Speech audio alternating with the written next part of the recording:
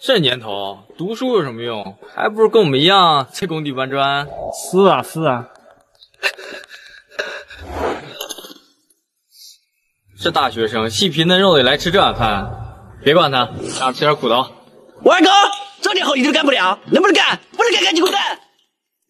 能干就把这里收拾干净，不能干赶紧滚蛋啊！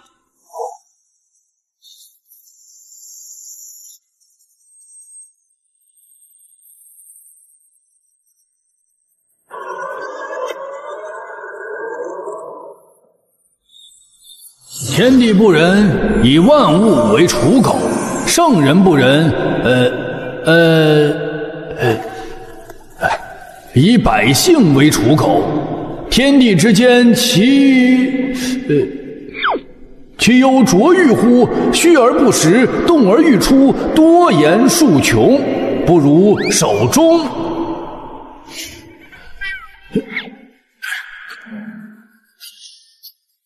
如今天下文脉尽失，我倒与你做个机缘，是龙是虫，自当把握吧。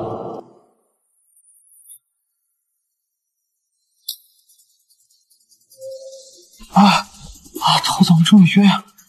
我刚才是睡着了。本届诗词大赛冠军作品《大明湖的蛤蟆》，奖金300万，且大明湖文旅局已正式决定花费1个亿买下此诗的提笔权。恭喜本次获奖者诗魔张琛琛先生。 让我们再一次恭喜他！我的天，1个亿呀！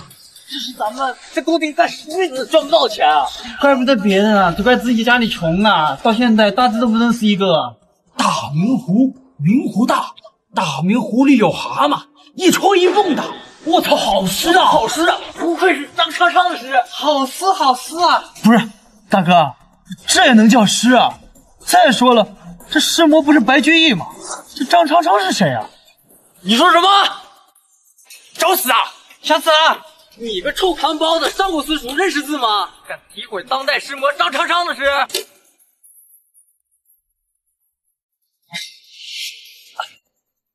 我好歹也是个大学毕业生，你说我认不认识？毕业生？哼，这认识字有什么关系啊？这小子指不定在骂你。骂我？你不光诋毁诗魔的诗。 你还敢骂我？我今天不把你这屎给你打出来！大哥，你好好说话，别动手打人啊！臭扛包子，谁会在乎你啊？我打！别看我这人啊！30年河东，30年河西，莫欺少年穷。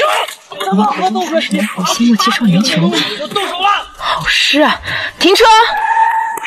别打了，再打我就还手了！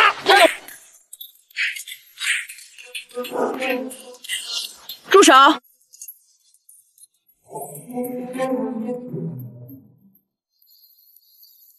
这位先生，您刚才说的那句“30年河东，30年河西，莫欺少年穷”，是出自哪位文豪之口？出自哪位文豪之口？30年河东，30年河西，莫欺少年穷，你都没听说过？美女，你断网了？ 这网络小说里常写的呀。网络小说？你是指文坛网上的帖子吗？果然，你们这些有钱人是不看屌丝爽文。先生，您这句话的意思就是说，您刚才那句话不是原创？当然不是。李总，查了，梦幻网上查不到那句话任何信息，分明就是他原创的。这位先生，我对你刚才说的那句话很感兴趣，我这里愿意出100万。 买断那句话的广告使用权100万买我那句话的广告使用权？美女，你逗我玩呢？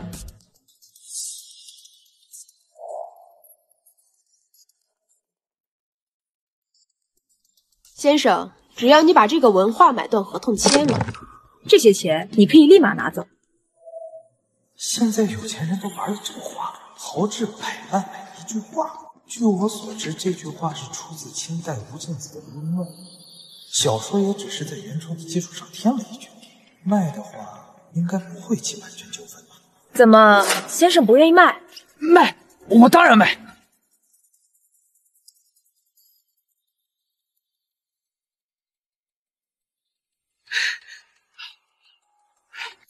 美女，你人还怪好的，这可是整整100万，我省着点花，够我花大半辈子了。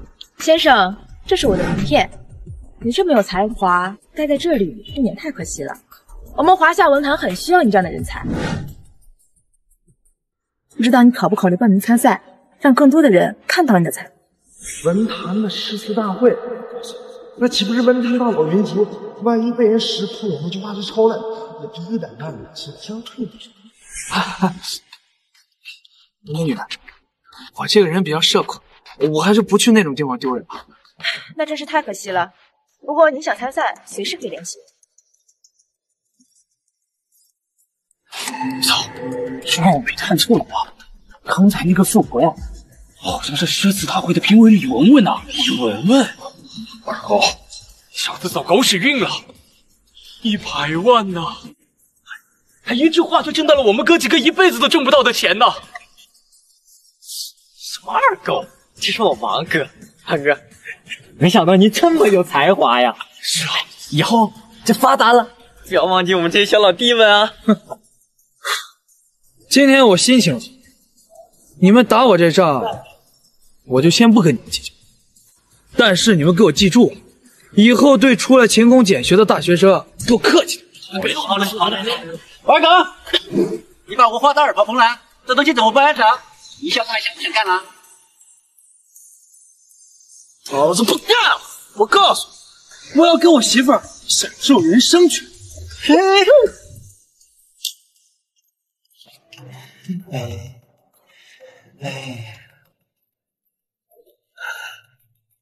真的太香了！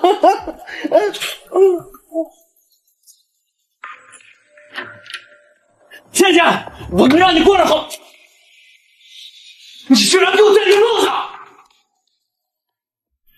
你居然给我在这路上！谁让你今天这么早回来的？你要是像往常一样，有什么事儿？戴绿帽，你在哪儿了？你个小赤佬！本来想等你这个月发了工资再告诉你，但既然你都发现了，我也就不藏着掖着。我和孙东早就在一起，现在正式通知你，你被甩了。倩倩，这个死胖子又矮又丑，你到底看他哪点了？孙东可是诗词大会排名第998名的才子，随便写一首诗都抵你好几个月的工资，以后也肯定是前途无量。而你不过是一个臭扛包的罢了。所以就因为钱是？怎么臭扛包公的？倩倩说的还不够清楚吗？是不是非要让老子写首诗骂你，你才满意啊？东哥，一个臭扛包的，哪里值得你浪费你的笔墨啊？好，没想到你这么拜金，这是我家，赶紧给我滚！你以为我稀罕住在你的狗窝？要不是看你对我还不错，我早就走了。走吧，倩倩，哎，咱俩呀换个地方继续啊！讨厌，我们要去收拾一下东西。有什么可收拾的？那些破烂啊，该扔啊就扔了，我全部呀给你买新的。东哥，真好，真恶心，赶紧给我滚！还有，你最后别后悔。后悔？你算什么东西，还想让我后悔？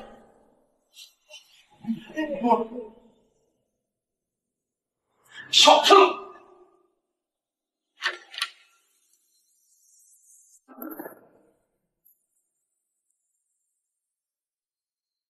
高居浅水皂下洗，和平洋被选弃。老子一个堂堂大学生，未来的国家栋梁，居然被一个矮胖子给绿了！天道不公，世态炎凉啊！有权有势了不起？深深大会什么狗屁诗词大会的998名才子，堂堂一个名校大学生，比那个死胖子差到哪去？哎，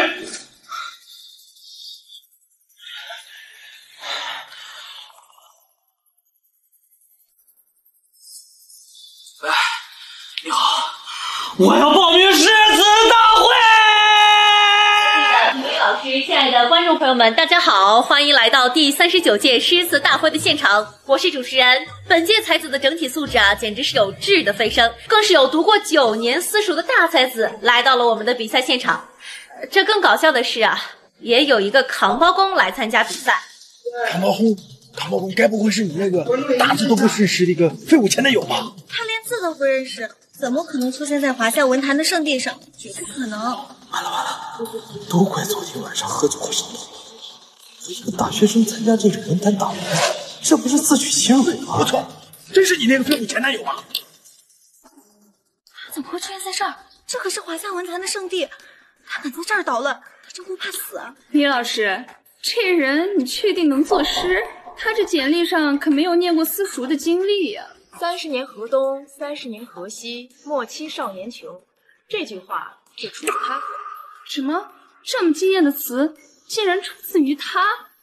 才子啊！或许是从哪儿抄来的？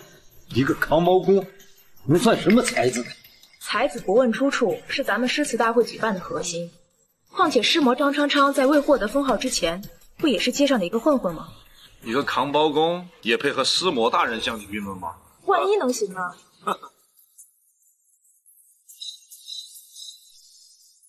那么接下来有请1号才子上前引诵。我想有个太太，有请。这1号才子可是读过9年私塾的大才之人，定能一举得魁。啊！我想有个太太，好想有个太太，为我烧饭做菜，现实却很无奈，让我仍需等待。也因寂寞难耐，谈过几次恋爱，谁知屡战屡败，轻轻松松被踹。六言律诗，我想有个太太，朗诵完毕。六言律诗，这玩意儿怕不是9年义务教育的漏网之鱼吧？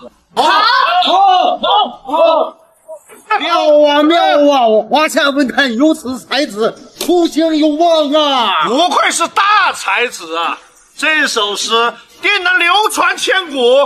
本届诗词大赛冠军非你莫属啊！我是你的女粉丝，我被你的才华折服了，我想做你的太太。如果你愿意的话，我愿意为你退回家庭，为你烧饭做菜。这不是乐城的女总裁西总吗？没错，我就是乐城集团的董事长西施。西总的身价可上百亿呀！这虽然这富婆是有点钱但就她这点身价，对于咱们即将诞生的一名文才巨星而言，不过是9牛1毛。不错，1号才子目前展示的才华，齐总还高攀不起呢。抱歉，你身上的铜臭味与我不配。我愿意为你去读私塾，当你的伴读女童。抱歉，我不需要。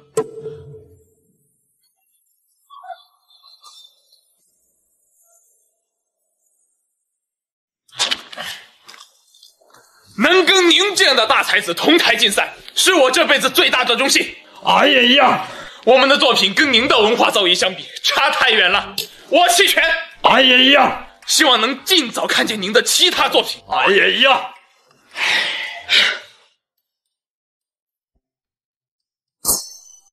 还杵着干嘛呀？走啊，走啊！不是，你们这就弃权了？废话！你一个扛包的，难道还能做出比这更好的事？不是我看不起你啊，刚刚这首诗足以载入华夏诗歌集。我载入诗歌集？是你说错了，还是我听错了？挑衅，赤裸裸的挑衅！你居然敢看不起大才子的诗？无妨。他一个扛包的苦力，估计都没经过私塾，没有文化鉴赏能力，也是情有可原的。不愧是大才子，不仅仅会作诗，胸怀更是宽广无比啊！宽广！赶紧宣布比赛结果吧，我还赶着回家读书呢。那么本次诗词大赛的第1名就是……等一下，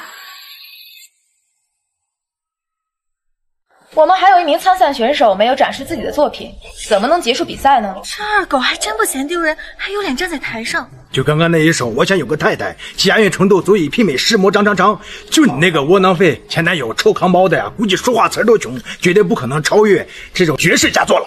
要是亲爱的你站在台上，说不定能灵感乍现，写出一首力压我想有个太太的好诗呢。虽然难度有点大，但也不是不可能啊。哎呀，这个王二狗，赶紧把那句30年河东30年河西说出来，也能一举夺冠啊！李总，你这扛大包的是准备赖在台上一直不走吗？估计啊是吓坏了，一个扛大包的哪见过这种场面4号才子，你弃权吗？我4号才子，你什么你？你难道还有争第一吗？你看你这样子，大字都不识一个了，臭扛包的，能跟大才子同框竞技，已经是你最大的荣幸了，还不赶紧弃权？你这怎么话这么密啊？我也没说我要进去。4号太子，既然赖在台上不走，那肯定是有比赛作品了。烦请你上前一送吧。都这个时候了，你那个废物前男友还硬着头皮站在台上，我看呢，8成是因为你给他戴了绿帽子，结婚头了。讨厌，你说话不要那么难听。什么叫我给他戴了绿帽子？我可跟他什么关系都没有，人家的第一次可是给了你。这倒也是啊。才子4号，如果你有作品，就烦请你上前一送，否则我们就要以你扰乱比赛秩序之名，将你强行驱逐了。完了，我只会背诗不会作诗，这下是逼上梁山了，怎么办？你嘀嘀咕咕说什么呢你？这可是文坛圣地华夏的诗词大会，要念诗就念，不念就滚。才子4号，你根本就没有比赛作品吧？还是连大字都不识几个？报名参赛就是为了消遣我们的吧？我就想知道你是怎么通过组委会的？恐怕是抄袭了别人的作品，这会儿不敢念，是怕别人找上门来吧？原来是这样啊！我说你个臭扛包的，怎么敢来报名诗词大会？哎呀，要真是这样啊，你那个废物前男友啊，可就完了。抄袭啊，可是大罪，起码呀3年起步。还好没跟这个傻子，不然老娘迟早要被他拖累。保安，把他带到文化稽查局，让他受到应有的惩罚。慢着，这个人扰乱了会场秩序，把他带到文化稽查局。都是打工人，本是同根生，相煎何太急，我弃权。慢着，慢着，能不能把刚刚的话再重复一遍？我弃权。不是这句，上一句。本是同根生，相煎何太急。对，就是这句。能不能再说的完整些？或者比较完整。石豆以为羹，陆书以为汁。其在釜中燃，都在釜中泣。本是同根生，相煎何太急。是这样对吗？你能大点声吗？煮豆作羹，陆书以为汁。煮豆作羹，陆书以为汁。其在釜下燃，豆在釜中泣。本是同根生，相煎何太急。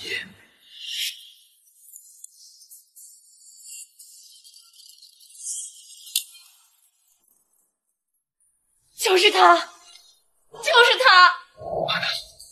这些人都不说话，肯定是识破了。当晚抄功抄的这文坛圣地，还拿来参加比赛，肯定要被人骂死了。本是同根生，相煎何太急！妙啊，太妙了！七步成诗，心不成诗啊！怎么可能有人能写出如此的神作？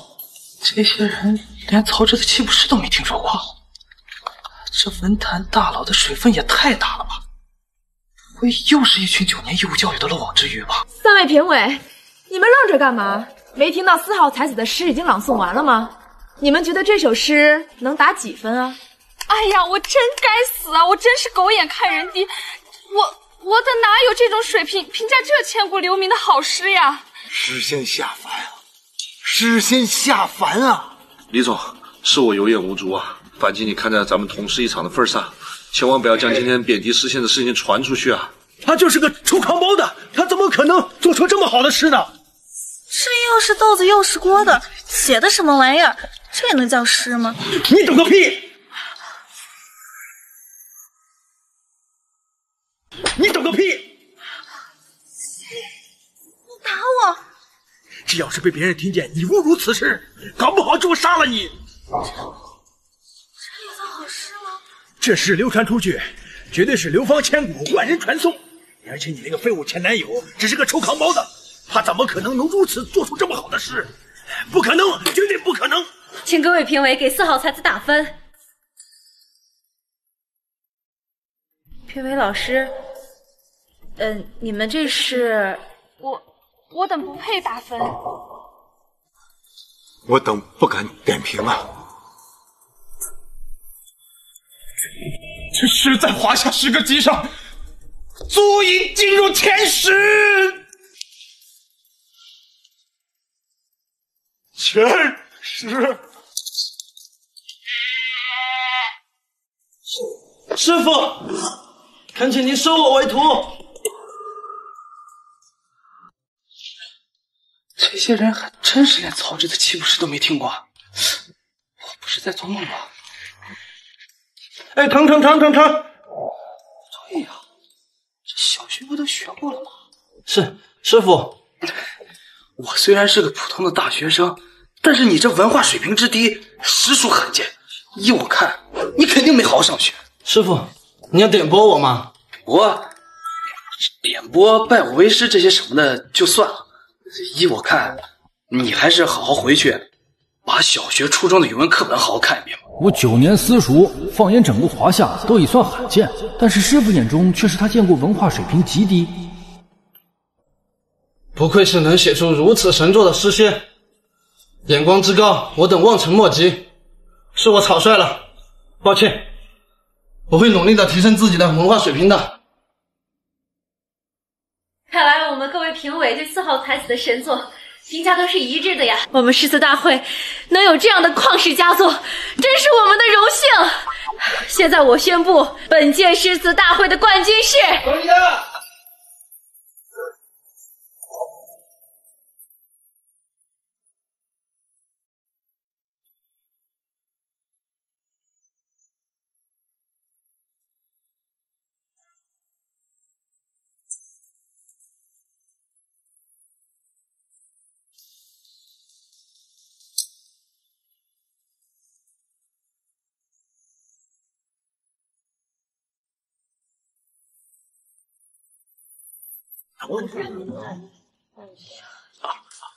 竟然是诗魔张昌昌先生。张昌昌，这个老头就是写大明湖蛤蟆的诗魔，什么水平，也敢与白居易撞成杯。诗魔老先生，您也是为了这首主歌诗而来的吧？当然。诗魔老先生，您肯定也为诗坛有了这样的优秀的后起之作而感到欣慰吧？欣慰，我感到可耻。诗魔老先生，何出此言？何出此言？因为这首诗根本就不是他写的，是他抄的。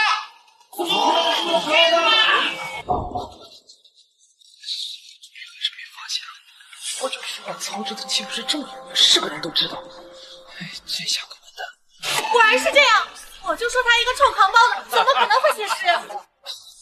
老人家，您听我给你解释。打断一下，老先生，你说是他抄的，你可有凭证？凭证？老夫就是凭证，因为这首诗是老夫写的。什么？你写的？哎，不是我写的，还真是你这个毛都没长齐的小子写的吗？啊，你有老夫这样深厚的文化造诣吗？哼，能写出大明湖的蛤蟆的文化造诣，我还真没有。我敢问老人家，你是叫曹植吗？什么曹什么植啊？本人张昌昌，华夏诗魔。哼，你敢抄老夫的诗，还能拿到诗词大会的脉络？我看你就没有把华夏诗坛放在眼里。4号才子，这首诗真是你抄的？没错，是我抄的。但是这首诗怎样？我就说是他抄的吧，他就是抄的老夫的诗啊！放眼整个华夏诗坛，除了老夫，还有谁能够写出这样的诗呢？我就说嘛，那个废物前男友啊，就是抄的。我就说嘛，一个臭扛包的，连私塾都没上过的穷屌丝，怎么可能写出如此的佳作？既然是师魔老师写的，那这就说得过去了。早就告诉你了，他不可能会写诗，你还不信吗？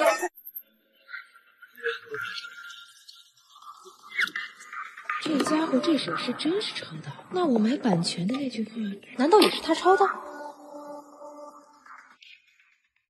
岂有此理！咱们诗坛大会到目前为止还没有人有这么大的胆子，竟然用抄袭的作品来参赛，这件事一定要从严处理。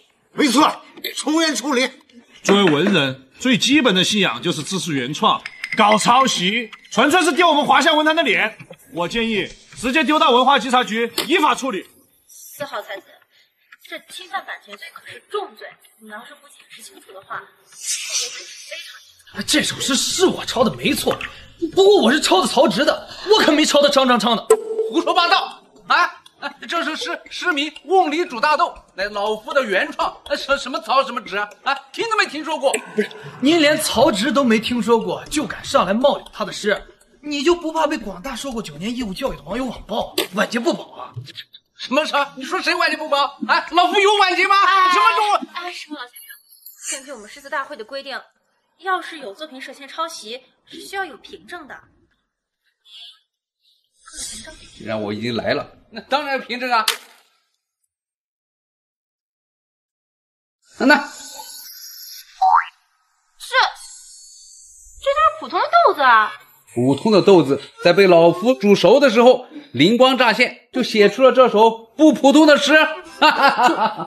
煮豆子的时候，老人家，您说您要是冒领曹植的诗，麻烦您提前去做做功课好不好？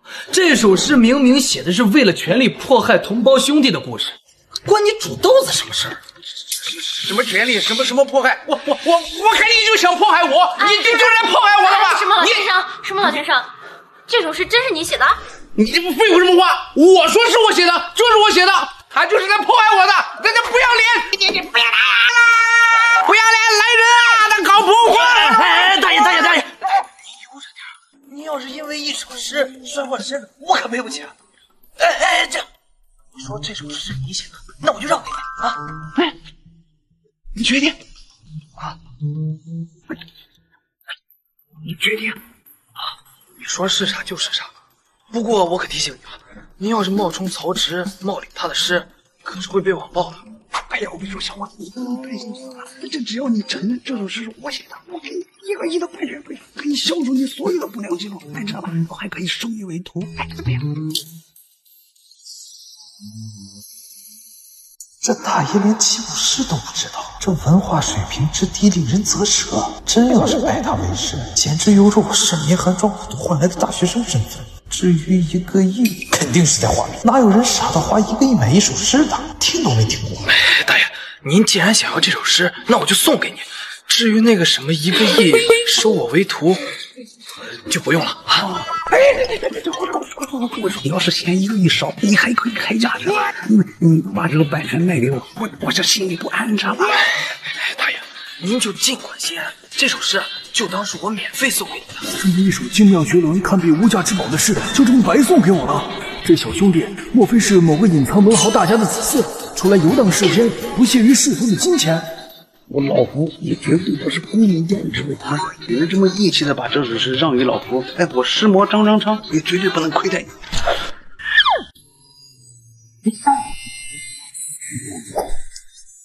此卡在老夫早年成名之时，凭实力夺得了一张至尊文豪卡，金额无限，小小意思，意思。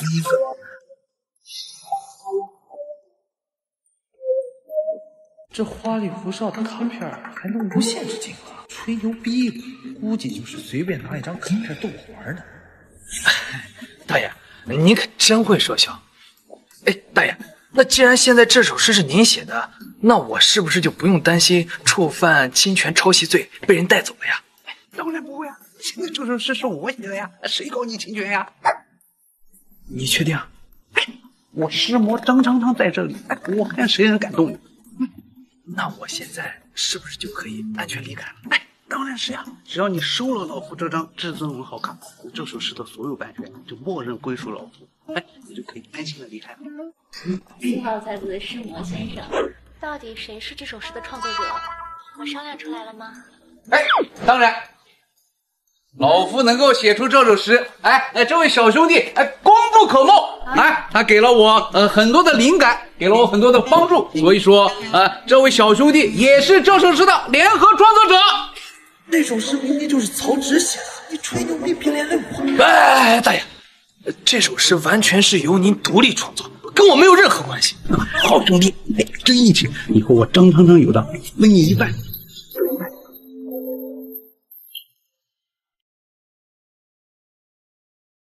所以，申王老先生，这首诗到底谁写的？你商量出来了吗？嘿，你没听明白吗？这首诗是我张昌昌独立创作的，怎么？你不相信我？那我就宣布结果了。赶紧宣布吧！这一波三折的，紧张的我都是有意思。好，下面我宣布，恭喜诗魔张昌昌老先生又得一佳作《凤梨煮大豆》，恭喜！果然是要被你抄的。我能被前男友胆子可真大呀！抄袭都抄到师魔头上了，也多亏他运气好，师魔老前辈大度不追责，否则呀，起码3年起步。下面我们有请诗魔老先生发表获奖感言，有请。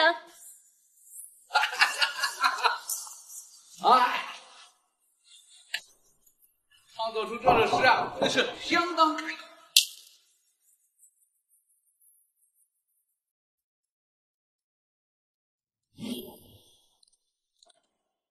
张昌昌给你开的什么条件？张昌昌，姐，这可是男厕所。我问你，张昌昌到底给你开了什么条件，让你心甘情愿的放弃了这么一首旷世佳作和诗词大会的冠军？那首诗本来就是我抄的，哪有什么放弃不放弃、好处不好处的？抄的，你骗一骗台下的观众和评委就算了，但你骗不了我。老实说，他到底给了你什么好处？你要非说什么好处的话，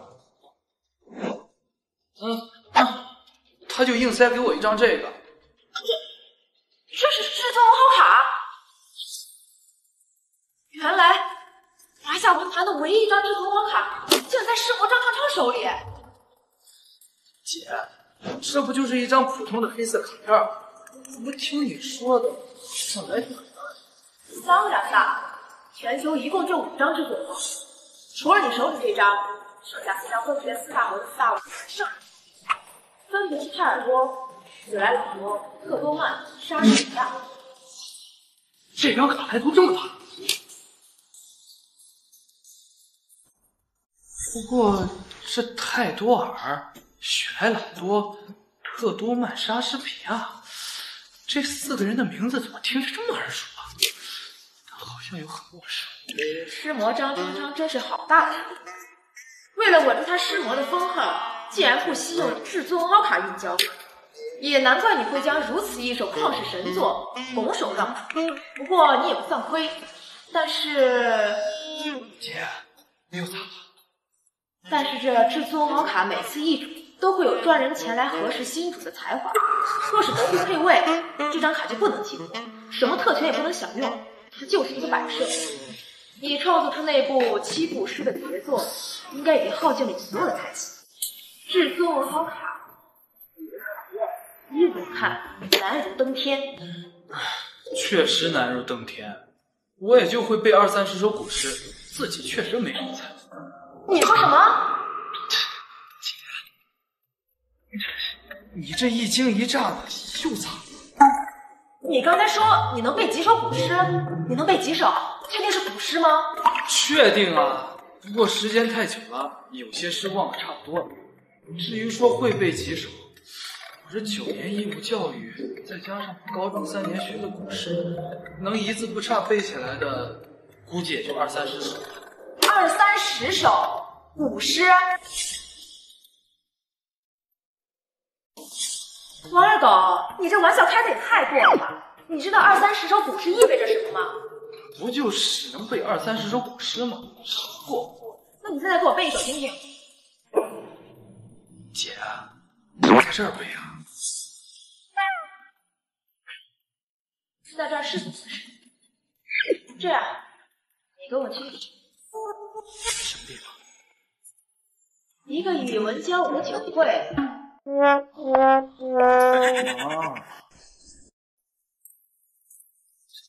老长，石墨张长老的至尊文豪卡译出了。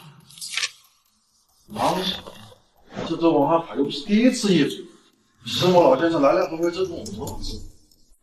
现如今华夏大地除了石墨老先生，还哪个年轻人配得上这尊文豪？把资料发我。老长发给你了。老公。校长，那我现在要不要去背上测试用的文王四宝？我看就不必了。一个私塾都没念过的扛包工，口试都过不了，就不用准备笔试的文房四宝了，随便带上去看看。啊，是行长。姐，你说的酒会就是在这儿。别废话，一会儿假装我男朋友，让你干嘛你就干嘛。假装你男朋友？不是，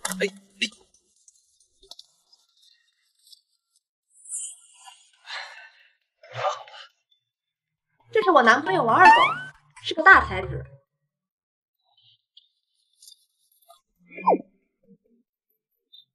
大才子，我们陈少号称江南四大才子之首，什么才子有我们陈少的才气大啊？哎，谦虚啊，他们是文化人嘛，出门在外一定要谦。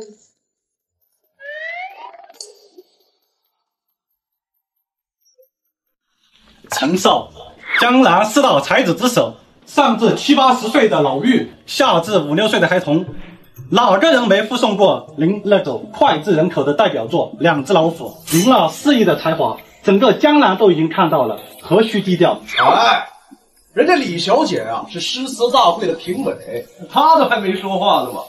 再说了，我就是一个顶着四大才子头衔的乡村野夫嘛，别抬举我了啊！低调。这家伙是江南出的陈平，代表作《两只老虎》，最辉煌的时候还进了文坛榜的第10名，是个很有才气的人。两只老虎啊，这不是儿歌的吗？现在这文人给自己的作品起名字都这么随意，以后啊被别人误会。我带你来了的目的是以诗词会友，你别愣着，讲2句祝酒词。姐，我就是个普通的大学生，我不会什么祝酒词啊。李小姐啊，你带来的这个大才子有点怕生了。这样，我讲2句，给大家助助兴。好，陈少讲2句，让大家开开眼。好，那我开始了。东风吹，战鼓擂。好一个东风吹，战鼓擂啊！那抓来的画面仿佛已经进入了我的眼帘啊！不愧是陈少，仅第1句祝酒词，就让我有一种热泪盈眶的感觉。东风吹，战鼓擂，今天喝酒，谁怕谁？干！妙啊！将来有陈少这样的才子，真是我等之荣幸啊！东风吹，战鼓擂，仅仅是个开场，便能如此有意境。况且最后1句通俗易懂的白话，直接让整个祝酒诗上升到让人热血沸腾的境界。陈少虽然纨绔，但是年纪轻轻便有如此深厚的才华造诣，的确是世间难得啊！姐，不就是1句话吗？这么评价是不是有点太夸张？抬举了啊！哎，李小姐，你说你今天带来的是个大才子啊？这么大才子不给我们讲2句祝酒词助助兴吗？是啊，身为李小姐男朋友，该不会祝酒词都说不出来吧？祝酒词谁都会讲，关键是谁能像陈少一样讲得那么豪情壮志？毕竟不是每个人都有陈少那么的才气。谦虚嘛。我就不指望你真的能写出诗来，你就随便写一句七步诗打发他们就得了，别让我太丢人啊！姐，人家要的是祝酒词，你得让我想一想呀。那你快点写。又要当文朝贡，各位先辈，对不住了。到底想好了没有啊？这是每个人都敢在陈少面前露一露。不如我写下来，写完我就离开，让他们骂去了，不能让美女姐姐丢人。有没有纸笔啊？怎么，你验祝酒词烫水还得用纸笔啊？哎，小兄弟，这样啊，写这个祝酒词呢，还是有点难度的，毕竟需要点文学功底嘛。这样，你把这些酒都喝了，哥儿几个就把你祝酒词免了，怎么样？对吧？喝酒简单多了。有的人生下来这嘴就只能吃喝，毕竟这种事儿勉强不得。大家别着急嘛，这不是还没写完吗？我还有事儿，我就先走了，你们先玩。这小子来了，一口酒都没喝就跑了是吧？别让我逮着他啊！逮着他，写首诗骂死他我！笑死了，祝酒词都说不出来，还用纸笔来写？不知道李小姐从哪找这么乡巴佬的一个男友啊？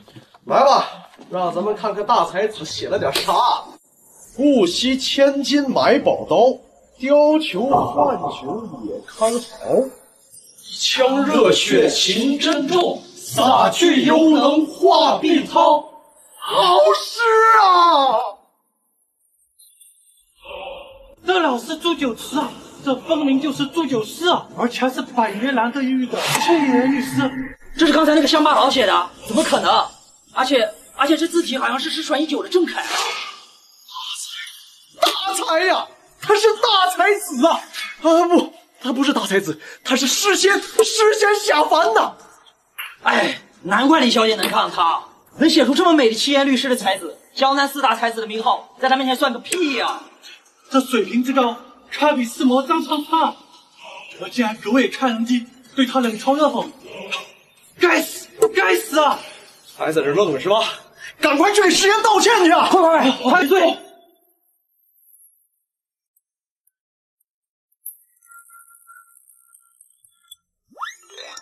李姐，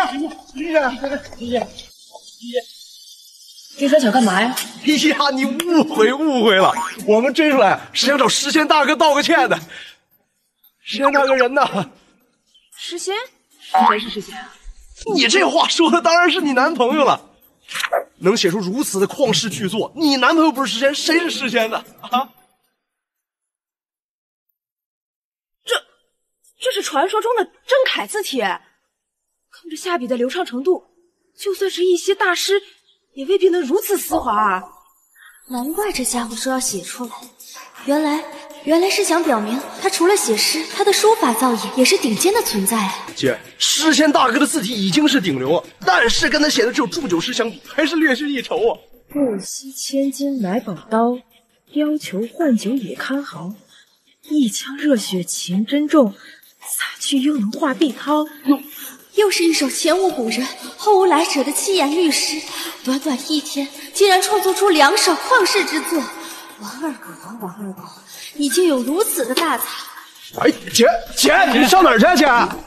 找诗仙啊！那你帮我们跟诗仙大哥说一声啊，我们江南四大才子之首的位置永远给他留着，只要他不嫌弃，他就是我们大哥。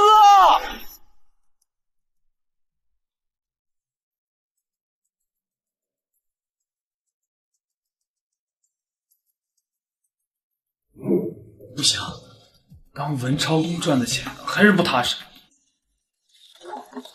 我还是还给美女姐姐吧。可是我没有她本人的联系方式，不知道怎么才能找到她。唉，算了，明天还是先存起来吧。什么时候找到她，什么时候再还给她。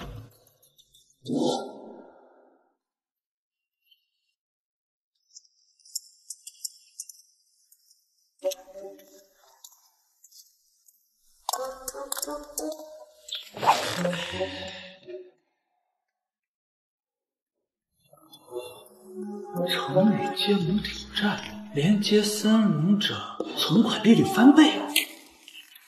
但凡受过9年义务教育的，这不随随便便挑战成功？真是百年难得一遇的银行暴福利。先生你好，请问您办理什么业务？我想存点钱，顺便我想挑战一下这个成语接龙活动。先生，成语接龙的活动，您确定要参加吗？有什么不同吗？是这样的，我们这个活动呢，在这儿已经有举办3年的时间了。在这个过程当中呢，也不过100人成功，他们都是饱含诗书的大才子，并且在这个排行榜上都是赫赫有名。一个成语接龙而已，干嘛说的这么空？估计是想劝退我，为银行省钱。哎，没事，反正试试也不要钱，你就让我挑战一下。好的，请跟我来。我劝你啊，就别请他到里面去了。他就是个臭扛包公的，说话呀估计词儿都穷，怎么可能会成语接龙这种高端人才游戏呀？亲爱的，他怎么能说是扛包公呢？他不是刚刚参加完诗词大会吗？还背了一首师魔老先生的诗，也算是文坛的一份子。厚颜无耻，抄袭师魔老师的诗，还能算文坛界的一份子？我看他就是文坛界的业界毒瘤啊！您是说他在抄袭吗？那可不，他就是一个厚颜无耻的抄袭狗，他也配玩成语接龙游戏吗？您是在我们银行连接舞龙的大才子孙东吧？没错，我就是诗词大会排名第998名的才子孙东。既然你认识我男朋友，那我男朋友说的话你不会质疑。我不敢质疑孙太子的话。那既然这样的话，还不把这个扛包公给我赶出去？他在影响我办理业务的心情。陈倩倩，你出轨给我戴绿帽子也就算了，现在还处处针对我，你这么咄咄逼人，是不是有点欺人太甚？处处针对，咄咄逼人，欺人太甚。短短一句话，竟然用了3个成语，这等文学造诣，就连9年私塾的高材生都未必能够达到，怎么可能是一个工地的扛包工呢？还好从业多年，养成了谨小慎微的性格，没有贸然听从这2人的。行吧，没有听见我女朋友说话吗？还不赶快把那个臭扛包工的扔出去！抱歉，我们银行没有这项规矩。如果这位先生执意要参加成语接龙的活动，我们银行已经配合。好啊，理应配合是吧？我倒要看看这个只会抄袭的臭扛包工怎么玩文坛游戏难度等级 S 级的成语接龙。一个成语接龙而已，平时跟同学们玩，随随便便都能对付几10，在这家伙口中就成了 S 级难度的游戏。家伙估计也是9年级。先生，我读了6年的私塾，在这6年当中，我也对成语有了很深的研究。那接下来，请让我对您做一个简单的测试吧。老师，请坐。行。错。一个连私塾都没有上过的扛包工，你还真能装啊！我倒是要看看游戏开始你还怎么装下去。地久天长，哈哈哈哈！地久天长，哎呀，太简单了，对我来说一点都没有难度。恐怕对于这个臭扛包的，难如吃屎吧！哈哈哈！那倒是，也不是每个人都像亲爱的你一样的美人。长驱直入，竟然接上了！激动什么？估计呀是瞎猫碰上死耗子了，正好撞了他那寥寥无几的成语图。长驱直入，入，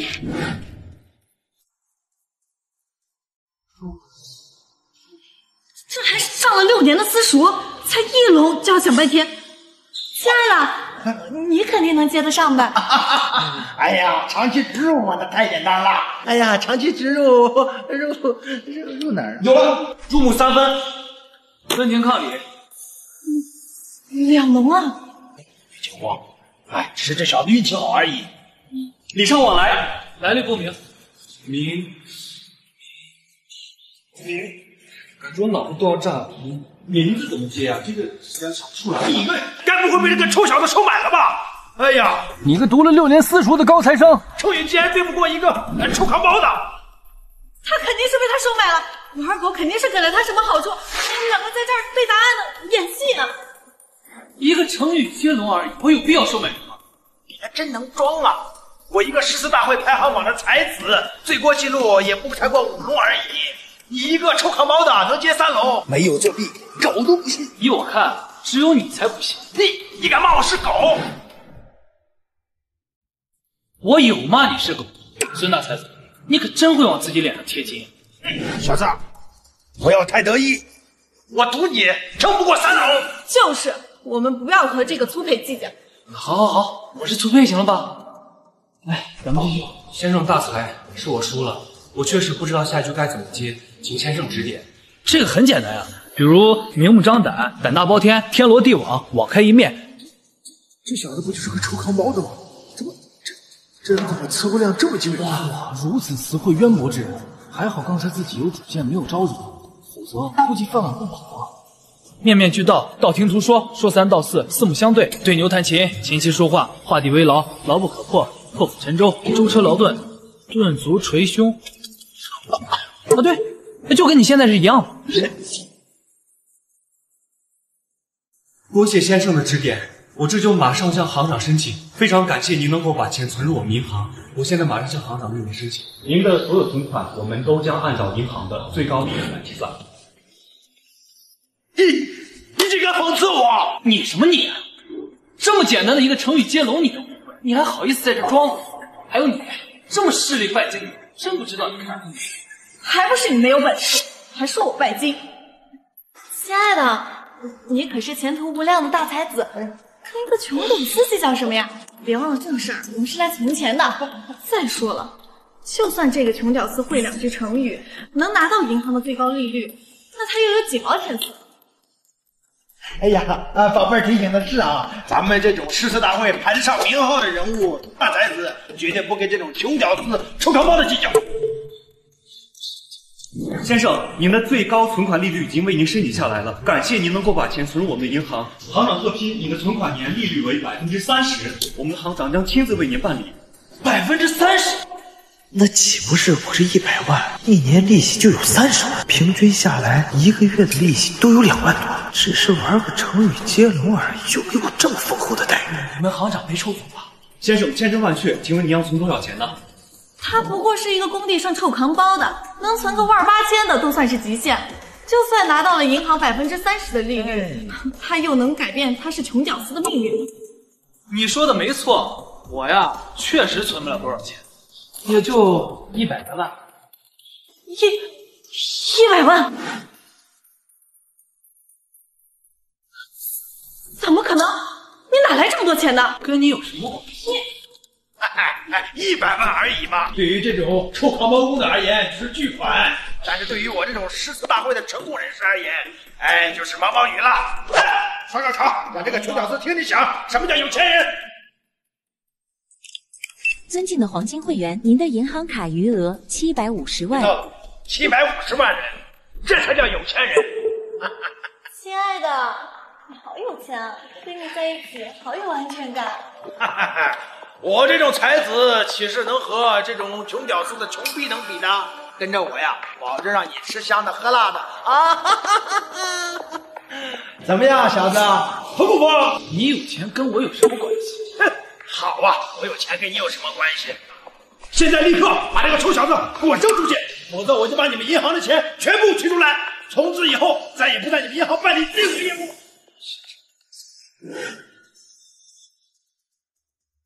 怎么，一个是你们银行的黄金会员，当代诗词大赛排得上名号的大才子，一个是不知道从哪儿偷了100万的穷屌丝，选哪个做你们银行的客户更划得来，你还要纠结？你好大的口气，胆敢得罪我们的至尊客户！行长，就是这位先生获得了成语接龙的最高利率水平。哎呀，行长是我呀，我就是诗词排名大会第998的才子。一点小事而已啊，只要把这个臭扛包公给我扔出去，哎呀，我也就不免追究了啊！你算是什么事？得罪你，咱我的至尊客户。行长，这个银行也只有我是客户最大的了，这里面哪有什么至尊客户啊？瞎了你的狗眼！至尊客户就是这位王先生啊，至尊客户啊，没错。刚才员工向我汇报的时候，我已经查过你的资料，你确实就是至尊文豪卡的新主。他是至尊文豪卡的新主？这怎么可能啊？行长，你搞错了吧？行长，你肯定搞错了，他是我前男友，他什么德行我很清楚，他就是一个臭扛包的，怎么可能是什么至尊文豪卡的新主啊？你就是王二狗王先生吧？对啊，没错，是我。我已经向施莫老先生确认过了，他亲口承认，他正是把他名下的至尊文豪卡过户到你的名下。什么？施莫老先生把至尊文豪卡送给他？这怎么可能啊？他刚刚在诗词大会上还抄施莫的诗啊！你说的难道真是这个卡？没错，正是此卡，此乃至尊文豪卡，额度无限。原来是至尊文豪卡的持有者，难怪我会输给他。至尊文豪卡，真的是至尊文豪卡呀！怎么可能？施魔大圣怎么会转卡给他？他不是刚还抄了施魔大人的诗吗？施魔老先生能够亲自赠卡于你，说明你肯定是世间的大文豪啊！不，行长，你肯定搞错了，我不是什么大才子，我就是一个普普通通的大学毕业生。你没搞错，不过此卡珍贵无比，即便是施墨老先生所赠，也需通过我行的测试，才能真正意义上过户给你，解锁此卡所有权限。哈哈哈哈！至尊文豪卡的测试，据说对文学素养要求将你达到了几乎变态的地步，难度啊，正是堪称了地狱级呀！放眼整个夏国，也只有将你施某老先生一人仅仅通过了测试啊！要真是这样的话，以哎呀王二狗的德行，肯定通过不了测试。哎呀，对呀，通过不了测试啊，这个卡呀就会被认为一种失败，然后回到原点之中啊！哎呀，王先生，现在要开始测试吗？搁夏国就一个人通过了测试，这一听就是难如登天。我想还是不用麻烦了。测试，王二狗，我劝你还是放弃吧。以你的德行，不过是一个臭扛包的，拿什么通过测试？哎呀，你要是这么说，我还偏要试一试。来吧，我们现在就测试。王先生，停。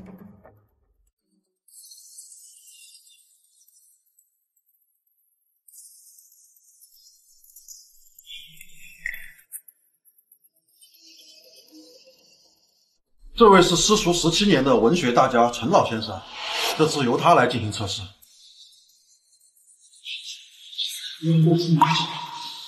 陈老先生，要不这次不要耽误老夫读书时间，咱们测试开始。至尊文豪卡易主测试第一题，这对子。哎，不愧是至尊文豪卡的测试题，仅仅第一题便是文坛游戏难度等级 S 级的对子。对子，难度等级 S 级。有那么夸张吗？夸张，我就这么跟你说，夏国目前有对子能力的人不超过3个，且这3个人无一不是文坛界的泰山北斗，分别是尸魔张汤汤、尸圣岳鹏鹏、尸鬼对穿肠。一个好的对子必须具备这些因素：一要数字相等，断句一致；二要平仄相合，音调和谐；三要词性相对，位置相同。只有具备了这些要素，才算是合格的对子。这么说的话，王二狗这家伙肯定通过不了。对子，这不是初高中语文就学过的东西吗？这说的也太夸张了吧！王先生，您准备好了吗？请听题上联：绿水本无忧，阴风皱面。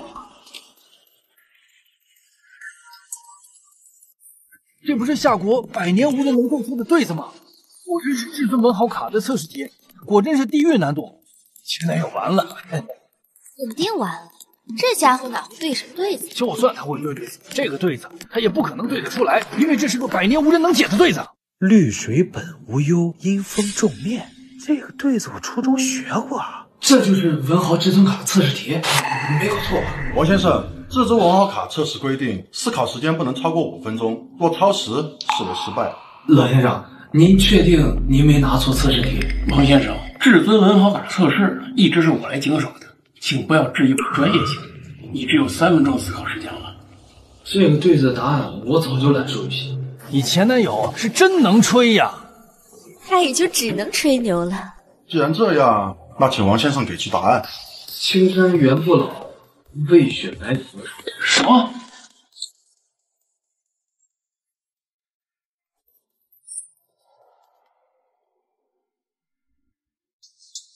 绿水本无忧，阴风遮面。青山原不老，未雪白头。青山对绿水，无忧对不老，雪白头对风遮面，妙啊！绿水本无忧，阴风遮面。青山原不老，未雪白头。唯美的意境瞬间扑面而来，诗情画意，莫过如此啊！行长，你咋了？大才啊！短短2分钟便能对出1000年以来无人能对的绝句。王先生，真是文曲星下凡啊！这对子其实不是我对出来的，我只是碰巧初中学过而已。这个上对自从出世已流传1000年有余，至今无人能对。王先生说学过，一定是在故作谦卑。果然如同文坛传言那样，越是大才之人，越是淡泊名利。恭喜文先生通过第1关测试。这就让他通过至尊文豪卡第1关测试了，这未免也太简单了吧？住口！王先生的下对已经达到了无可挑剔的地步，通过测试理所应当。王先生，这可是至尊文豪卡最后一道测试了，若你能通过的话，我行将为你办理文豪卡的过户手续，你可听仔细了。请听题，此题是镇守边疆的镇国战神出生前留下的题，请王先生根据将士、战场写一首古诗，歌颂在夏朝默默无闻镇守边疆的百万将士。诗？我只会背古诗，我不会写诗啊。背诗？夏国太平年间，整个夏国连一首关于军旅的打油诗都没有，别说古诗了，诗都不存在，何谈古诗？王先生谦虚了，只要你背出一首与此命题相关的古诗，由我作主，就算是你写的。老先生，您确定？这老先生不会收了王二狗什么好处吧？竟然允许他背诗，这不是抄袭是什么？放眼整个夏国，至今都没有一首与这个相关的诗。如果你能背下来，说明你写的，又有何妨？这难不成凭空会写古诗？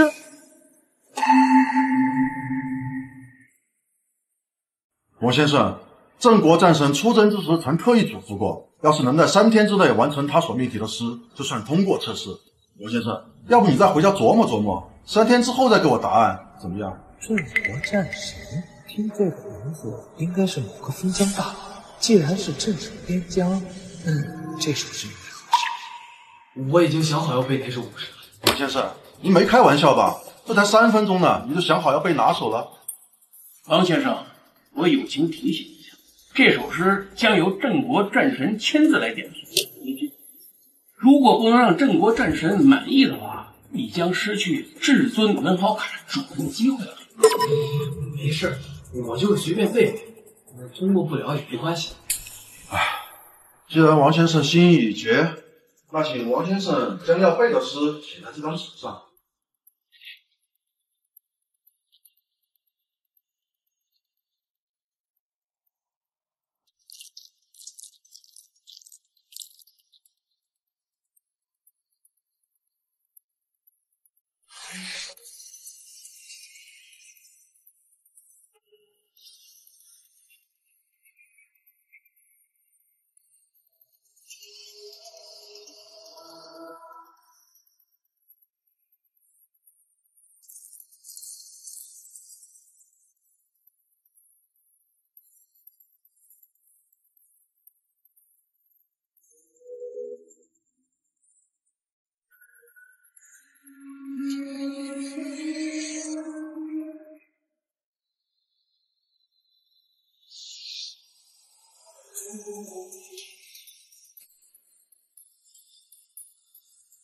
我写了，这么快？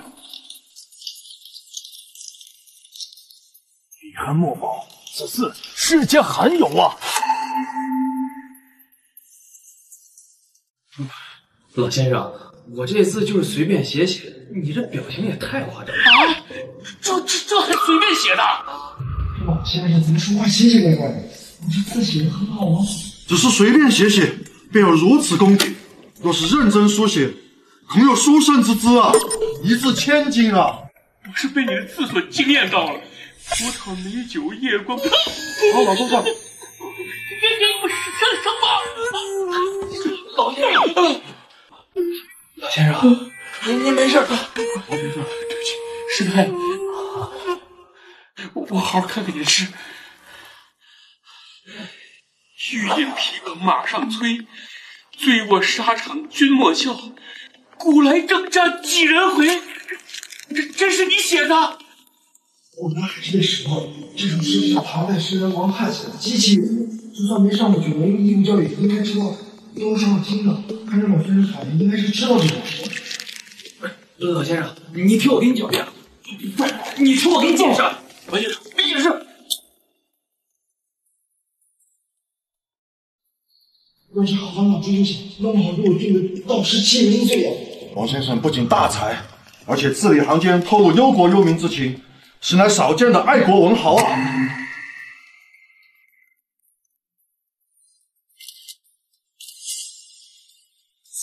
然后这个行哪也是9年义务教育落网之鱼？是用词精准考究，自己更是堪称鬼斧神工，实属千年难得一见的绝世佳作。若是放到市面上，少说也要10位起步。王先生，你确定要把这首诗赠予郑国战神？参与考试吗？要是不合规矩，这个测试我就不参加了。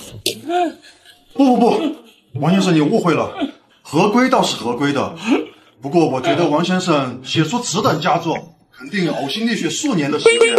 要是此事一旦流传出世，王先生定会名垂青史啊！现在用来参加文豪卡的测试，我是替王先生感到惋惜啊。流传出世，这首王汉的诗要是流传出去我写，那我其实盗名罪也就坐实了，还名垂千古。到时恐怕会被王二给骂死。好呀，要不你把我写的诗还给我，这个测试我就不参加了啊！王先生，已经晚了。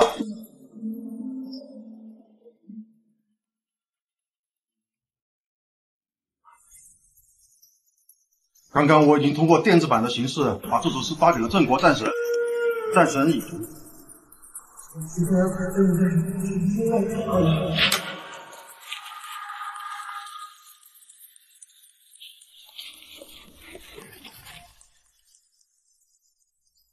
郑国大人，至尊文豪卡一主，您托的测试内容发来了，是一首古诗。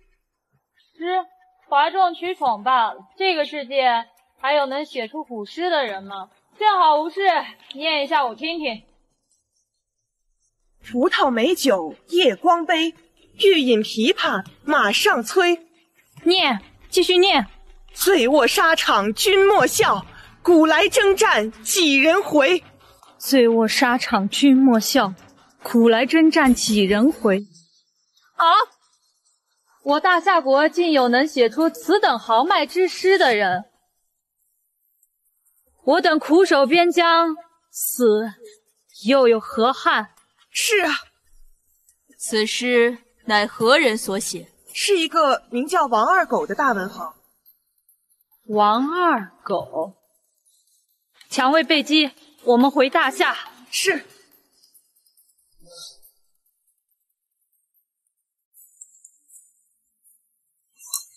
测试通过。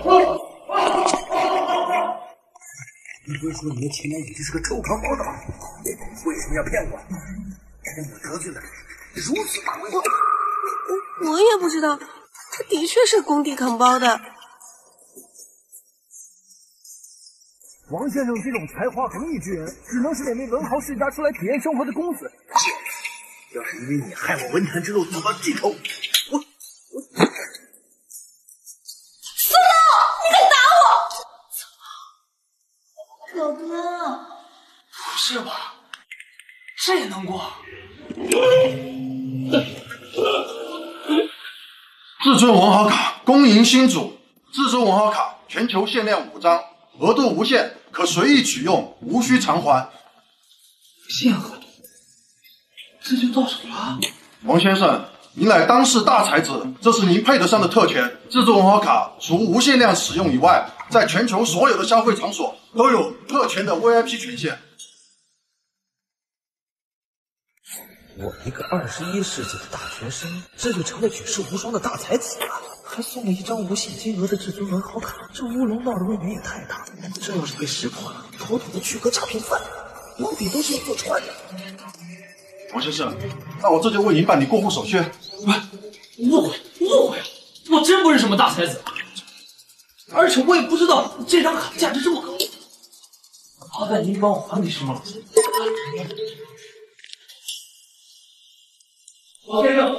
OK 了。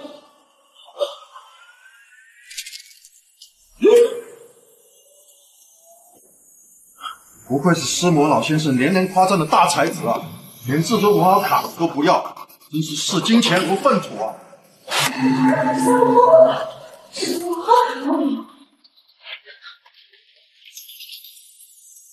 你算什么东西？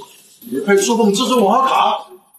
我是王二狗的前女友，他不要鬼要还不行吗？你敢自称王先生的前女友？滚出去！否则我就完了！没听到我们行长的话吗？还不赶紧滚！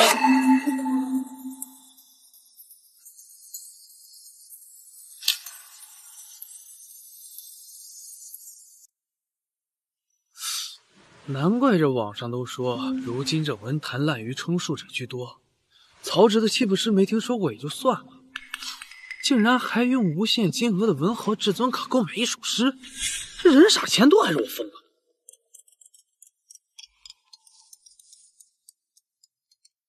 喂，好小子，果然没有看错你。既然你拒绝了至尊文豪卡，那老夫就用另外一种方式补偿你的赠诗之情。今天晚上文坛豪杰聚会，老夫给你个扬名立万的机会。不是，喂，文坛豪杰聚会，什么鬼？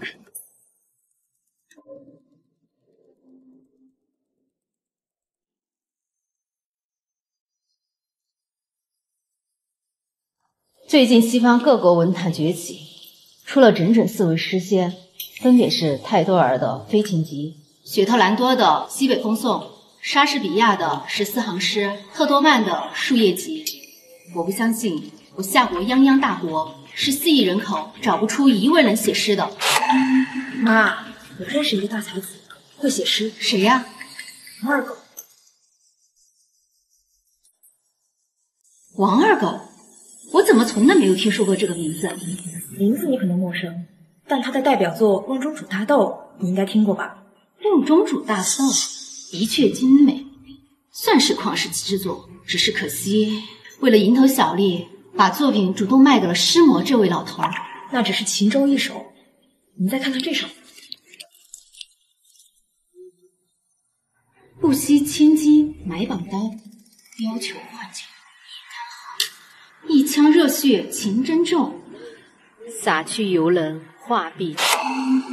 好，字好，诗好，大才啊！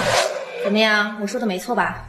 文文，能写出这等豪诗诗词的才子，千年难得一见啊！要是没有良配，你得赶紧抓紧啊！妈，哎，这就到了，我跟你说，大爷。我就是一个刚毕业的普通大学生，我真不会写诗啊！我在诗词大会上已经够丢人了，你就别来让我参加这个文坛豪杰聚会了，行不行啊？那行，你要是不想进去，那把那至尊文豪卡还给我。至尊文豪卡，我给你银行怎么样？嘿，那老夫可管不着。你要是不能马上现在还给我，那你马上现在就跟我进去。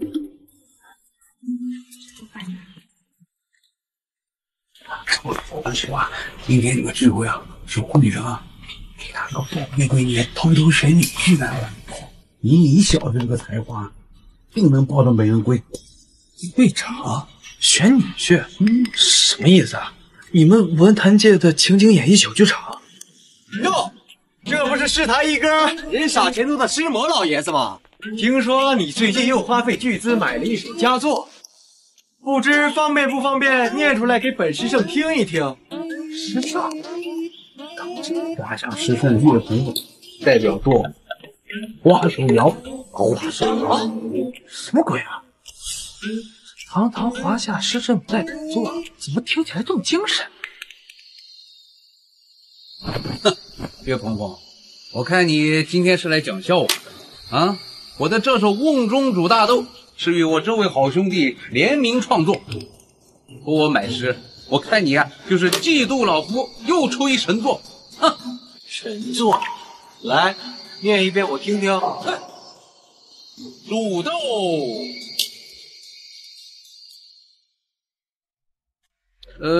煮豆。看样子是诗魔老爷子刚买诗，还没背熟吧？啊，煮豆，预备。起！不是你，煮豆燃豆萁，豆在釜中泣。本是同根生，相煎何太急。这些什么？世间就有如此完美的诗句。兄弟，能不能也背上这个诗？只要你能写，让我出多少钱我都愿意。我不会写诗啊。你能写出《瓮中煮大豆》这样的旷世神作，你说你？那还有谁会写诗啊？哎，站住！少在这忽悠我兄弟啊！我兄弟只跟我诗魔联名创作，像你这种区一个连至尊文豪卡这个测试都通不过的诗圣，没有资格。哎，好兄弟 ，Let's go！ 不是，兄弟，我跟你说，我是非常感谢你把这个瓮中主大豆送给我。老婆呢？你绝对不能亏待。我跟你说，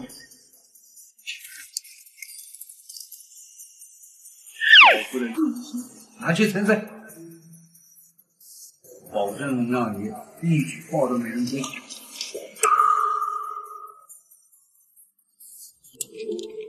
忽看天上一火链，好似玉皇要抽烟。如果玉皇不抽烟，为何又是一火链？怎么样？来，我跟你说，走。虽然我张昌昌的这首七言律诗比不上你的那首《瓮中煮大豆》，但是放在现在，也绝对可以称之为一首旷世奇作了。就这首诗，旷世奇作。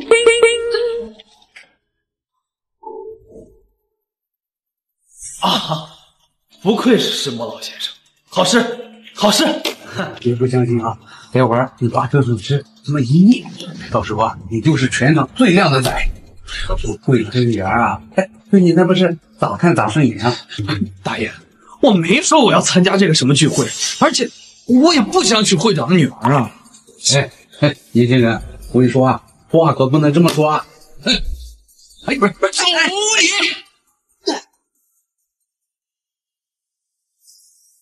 这么快就有人自告奋勇移送作品了？文文，看来你的魅力很大。妈，他就是我说的那个具有诗仙风范，7步之内就写出瓮中煮大豆这种神作的王二狗。他就是王二狗啊！既然这样，我倒要仔细听一听。台下的才子，请移送你的作品吧。楼下的才子。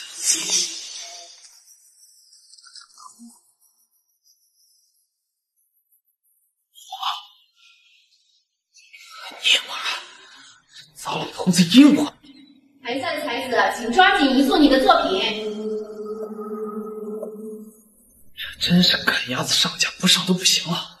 这么多人在场，总不能个个都是9年义务教育的漏网之鱼吧？算了，还是先拿张昌昌的诗敷衍一下。哪里来的什么乡巴佬？穿的这么土里土气的，还好意思上台？我看是癞蛤蟆想吃天鹅肉，想疯了吧？哗众取宠吧！3位好友，在场的各位才子，在下都已经看明白了。除了石魔张昌昌和石生岳鹏鹏2个大佬，我等才华略逊一筹之外，其他的人不可能与我们江南4大才子相比肩。陈少，你认为呢？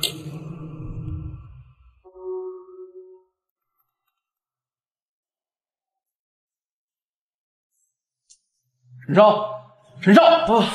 陈少何不神游啊？难道是已经惦记上李小姐了，认为自己志在必得了吗？不是，台上那位就是我有诗仙之姿的大哥呀！陈少，你说台上那个土里土气的家伙，就是您上次说的祝酒词用镇台写了一整首古诗的大哥？就是他，我绝不会认错，就是他。Hello， 大哥。这家伙怎么也在呀？上次祝酒词抄了清代诗人邱瑾的对酒，他跟我打招呼，估计是已经暴露了。他准备等下当众戳穿我，让我在这颜面扫地。大哥，我呀，大哥！宴会之内禁止喧哗。既然陈少的大哥也在，那陈少准备如何应对啊？我大哥有诗仙之姿，所以我决定弃赛旁观。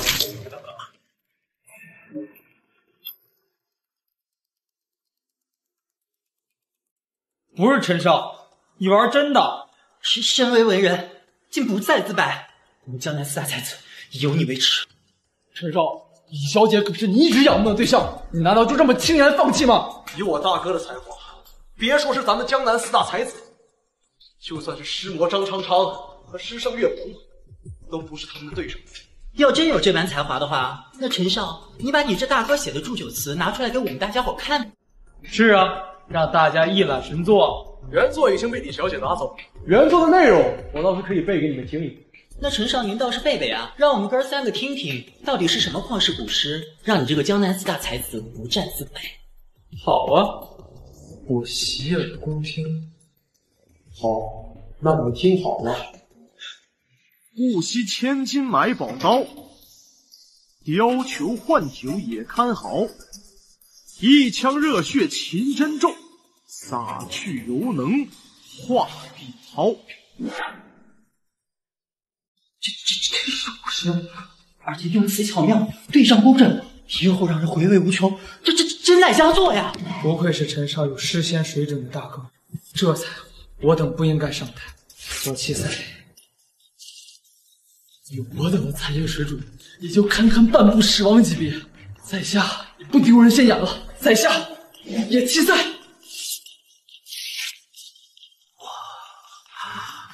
诸位都已经退散，我也没有脸留在这里。诗仙大哥大才，小弟佩服，自愧。等会儿你们就会知道，你们退散是多么明智的选择。准备欣赏我大哥诗仙的神作。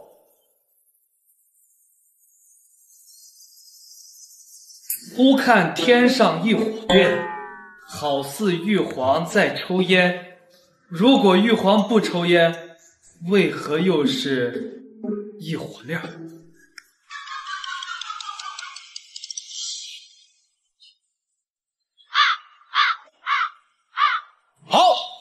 好诗，好诗啊！张昌昌，这诗虽然还算说得过去，但这首诗可比瓮中煮大豆水平可差得远了。我看这诗的痕迹很像你写的。哎，苏仲明啊，多虑了啊，多虑了。真不是你这老家伙写的？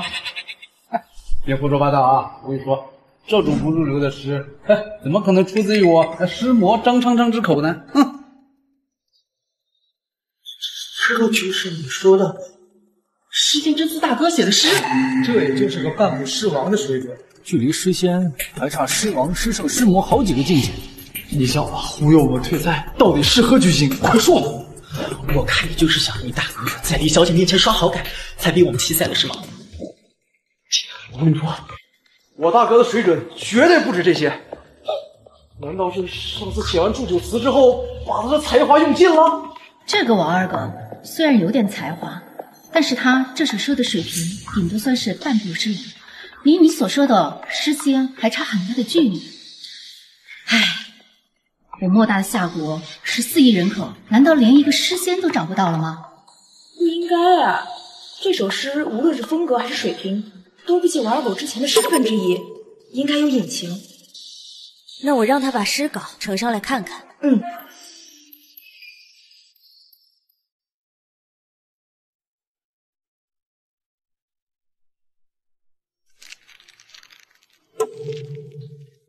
这字迹无比潦草，这一看就不是王二狗的字迹。这字迹和诗魔张昌昌的一模一样。这个王二狗在这种场合故弄玄虚糊弄我，岂有此理！我要找他算账去。回来！我以协会会长的名义为你举办了这次选婿聚会，聚会还没有结束，你就这样擅自离开，像话吗？可是这个王二狗对你不重视，敷衍了事，纵使他有才华，你也不用把他放在心上啊。台下还有江南4大才子没有上台，或许他们的才华突飞猛进的呢。有请下一位才子登台吟诵你的作品。什么？江南4大才子自毁作品，弃赛啊！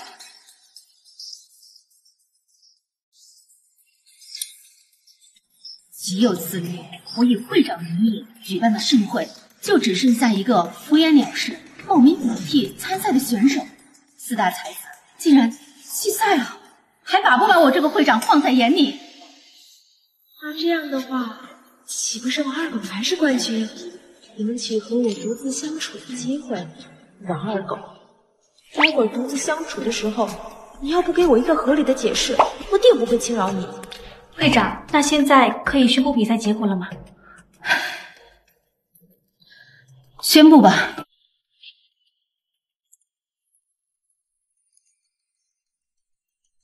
那首诗明明是张成成那个老家伙写的，我只不过是拿来敷衍一下比赛走的过程，怎么让我在这里待这么长时间？奇怪。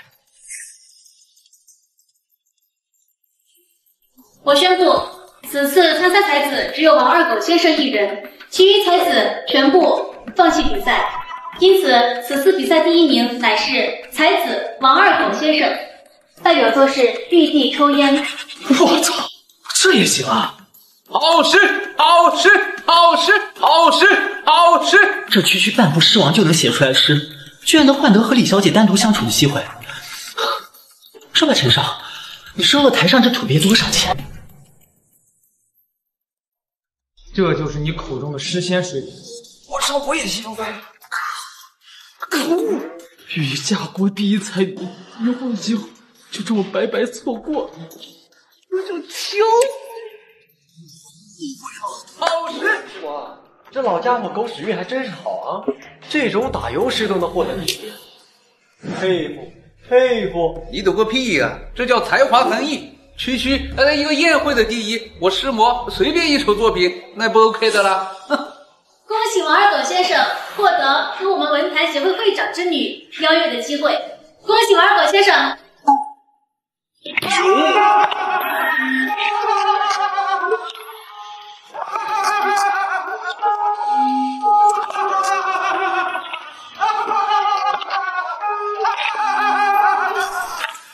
早就听说你们夏国文坛第4课后，今日一见，果真如此。哈哈哈哈哈哈哈哈！是为花国最年轻的少诗仙，我孙子叶极其擅长诗歌，他怎么？这还看不出来啊？这摆明了是来砸场子的呀，对不对？我孙子。刚才那话什么意思呀？什么意思？我是说，就以你们的水平，都可以和夏国第1大才女约会的话，那么你们的第1才女也未免太廉价了吧？孙子，我孙子，我劝你说话注意点。我们夏国文坛的第1才女，岂是你一个外国人的羞辱？想不被侮辱，就拿出你的实力来呀！好。我倒要看看你这个外国的半步诗仙有什么实力。就你还不会，我要比也是和他比。岂有此理！他居然用手指我大哥！我和我比？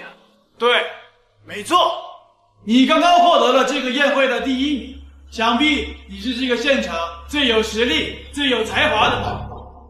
夏国第1才女也勉强配合我这半步诗仙约会。这樱花国的人说话就是让人听着不爽。说吧，你想比什么呀？比诗歌。西洋各国文坛最擅长的是什么？以诗歌问鼎诗仙的已有几次。这个半步诗仙，我孙子又是西洋文坛大家莎士比亚的。此次贸然闯入咱们夏国文坛的宴会，恐怕目的不简单啊！那咱们怎么办啊？目前唯一能够指望的，也只有诗圣岳鹏鹏了。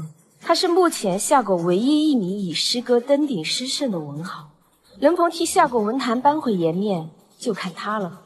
诗歌，我不会写诗歌。哈哈哈哈！可笑，堂堂宴会第1名，竟然连诗歌都不会。那你们的第1才女应该从楼上下来，跟我一起去约会才对吧？王二狗，你靠加油啊！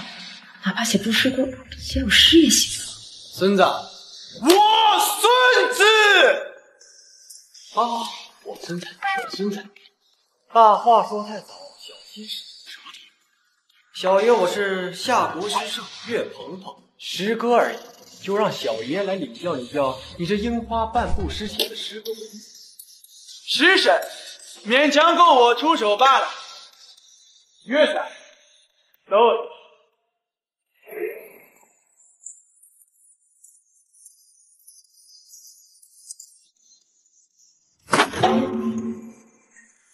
小爷不才，不久前写了一篇佳作，今天就拿你爹爹手上。岳鹏之前以一首花手谣晋升诗圣以后，就再也没有新作问世了，已经蛰伏了整整1年了。我断定，这一次出手必有神作问世。你的猜测和我的直觉一样。看这样子，这老外是要诗歌呀，文诺大夏，上下5000年文明，比文化底蕴怎么可能输给老外？这个诗圣头衔这么大，水平一定很高。此诗歌名为《世上只有妈妈好》，老夫自认为算是巅峰之作，比肩半部诗仙，绝对绰绰有余。世上只有妈妈好，这名字一听就有股母爱之情脑海，应该会有胜算。Yes， 到着。世上只有妈妈好，有妈的孩子像块宝，投入妈妈的怀抱，幸福少不了。世上只有妈妈好，没妈的孩子像根草，投入妈妈的怀抱，幸福哪里找？什么东西啊？这不是我小时候听过的儿歌吗？有妈的孩子像块宝，投入妈妈的怀抱，幸福少不了。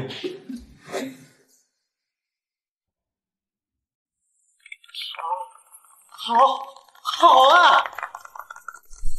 世上只有妈妈好这首诗歌，由繁入简，由浅入深，听的人呐是娓娓道来的。我觉得这首诗一定能流传甚广啊！岳鹏，我这小子，憋了这么多年，终于让他憋出了一首佳作呀！我跟你说，这首佳作要放在市面上，至少得8位数起呢，好诗呀！不愧是以诗歌登顶诗圣的文坛巨擘，这首诗歌一出，这名樱花的半步诗仙恐怕要灰溜溜的走。果然啊，夏国文坛还是要靠这些老一辈来坐镇，不像某些人，关键时刻总是靠不住。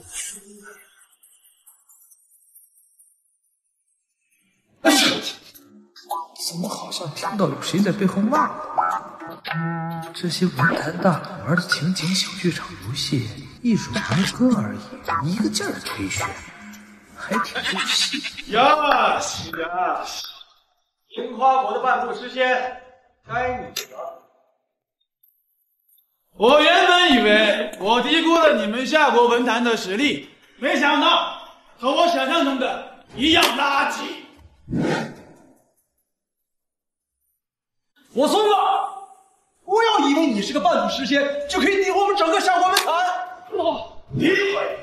如果你们的水平跟他都一样的话，有一类算一类，都是垃圾。你不是？不要在耍嘴皮子上逞能，有什么能耐拿出来。说我的诗歌是垃圾，那就把你的诗歌念出来，看看谁才是垃圾。好，成全你。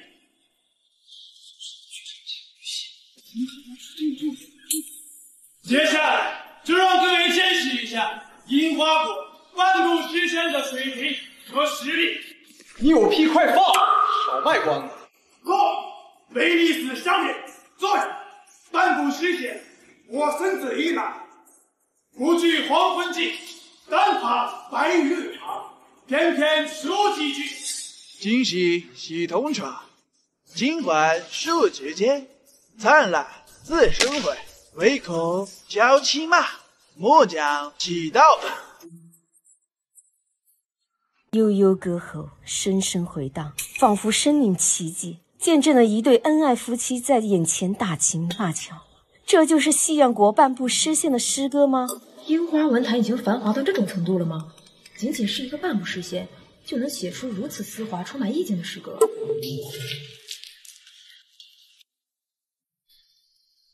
他说的没错，与他的这首诗歌相比，我的作品就是垃圾。老兄弟，你可一定要记住啊！我们夏国诗歌不能缺了你这个顶梁柱啊！各位夏国文坛的巨擘，如果有人觉得我的作品唯你死伤人是垃圾的话，欢迎上台挑战。我孙子一老正在这里。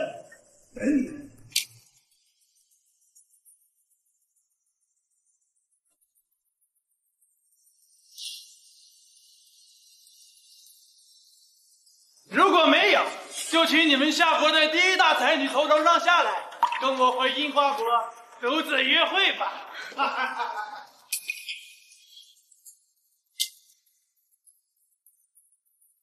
第一才女，这第一才女难道就是这个剧场小游戏的通关奖励？你还真别说，这些文人演起戏来，个个都堪称影帝啊！尤其是诗圣那家伙，啥时候把血浆含在嘴里了？我都没注意。尤其是那喷血的动作，简直太真实了。一群乌合之众！慢着，你怎么在这儿啊？夏国文坛被外人欺辱，你竟然一直坐视不管，懦夫！姐，不就是个游戏而已吗？你至于用这么大力气吗？你能装？游戏，这关乎到整个夏国文坛的颜面。你告诉我这是游戏？这不是游戏啊！当然不是。那不是游戏，那他还有那个什么诗圣，他们读儿歌，你们怎么都没听出来啊？儿歌，外人羞辱我也是，连你们也羞辱我。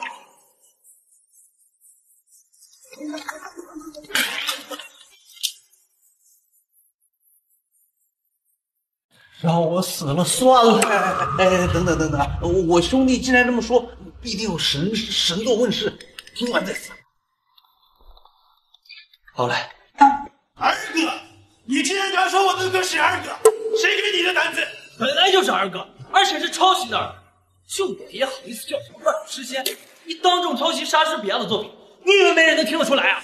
年轻夏国人怎么会知道这首威尼斯商人是我师父莎士比亚所创作的？你休要胡说！莎士比亚是我的师父，我们只是风格一样罢了。王二狗，你刚才说诗圣岳鹏鹏的诗歌像儿歌，那你现在创作出一首更好的，让我瞧瞧。姐，我不会创作诗歌，我只会背诗歌。背诗歌？整个夏国文坛流传的诗歌也总共不超过10首而已。况且这首世上只有妈妈好，绝对可以称之为最佳的作品。背诗歌？王二狗，你今天要是背出一首更好的诗歌，那我今天就跟你走。姐，你没必要拿自己开玩笑，我随便背背诗歌就行了，游戏而已，没必要。行，只要你能背出更好的，今天什么都依你。游戏，你把它当游戏。我和你说，如果你的作品没有威尼斯商人厉害的话，那么他就要跟我回樱花国去了。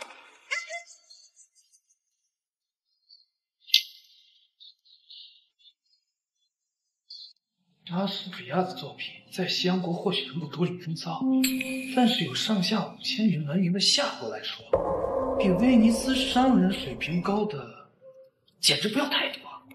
姐，我已经想好要背哪首了。威尼斯商人至少领先你们夏国文坛2个世纪，你拿什么和我比呀？夏国佬，你开玩笑太过分了。有学是不是？一看你就没有好好了解我们夏国的文化底蕴。论文化底蕴，我们夏国领先你们西洋国至少5000年。你要是不信，我给你背一首《水调歌头》。水调歌头？陈少，你听过这首诗歌吗？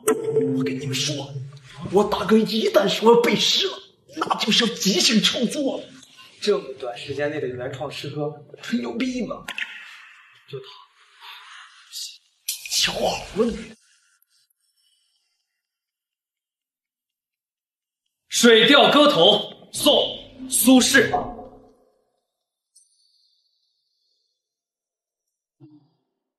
水调歌头送苏轼，这什么意思啊？哎，送苏轼干啥？送给我。咱们夏国何来5000年之久？小兄弟在吹牛吧？姐，你能不能给我来杯酒啊？我来。来，故弄玄虚，装腔作势。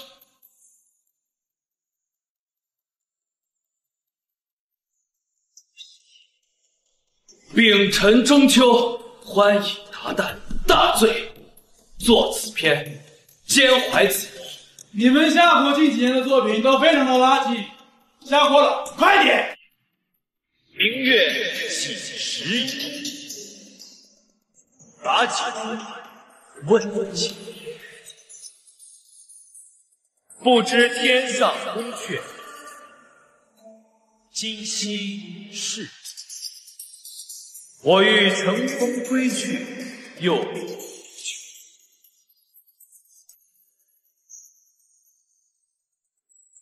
高处不胜寒，起舞弄清影，何似在人间？转诸葛，低泣赵国，不应有恨，何时长向别时圆？人有悲欢离合，月有阴晴圆缺，此事古难全。但愿人长久。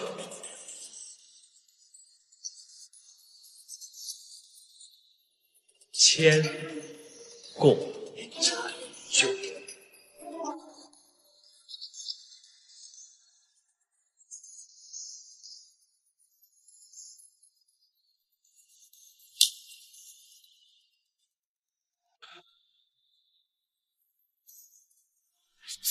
Sky 居然运用了这样的修辞手法，描绘出亲人千里、浩然当空的感觉。欧嘎萨，故乡的一画又要开了。短短1分钟不到的时间，便创作出如此婉转悠扬，又夹杂着浓烈哀愁、饱含情绪的诗歌，还如此的应景，妖孽，简直就是妖孽！王二狗，你真是千年难得一遇的奇才啊！老兄弟，我小兄弟这首诗你怎么评价？我的水平配评价这首诗歌。瞧见没？我就说我大哥有诗仙之姿啊！我就问，当今世上除了他，还有谁能写出“但愿人长久，千里共婵娟”这种绝句啊？啊！确实没有。先生，你看看求求小弟啊！说我这造了一个吗？明朝国的半部诗仙，啊呸！孙子，看你现在还有什么好说的？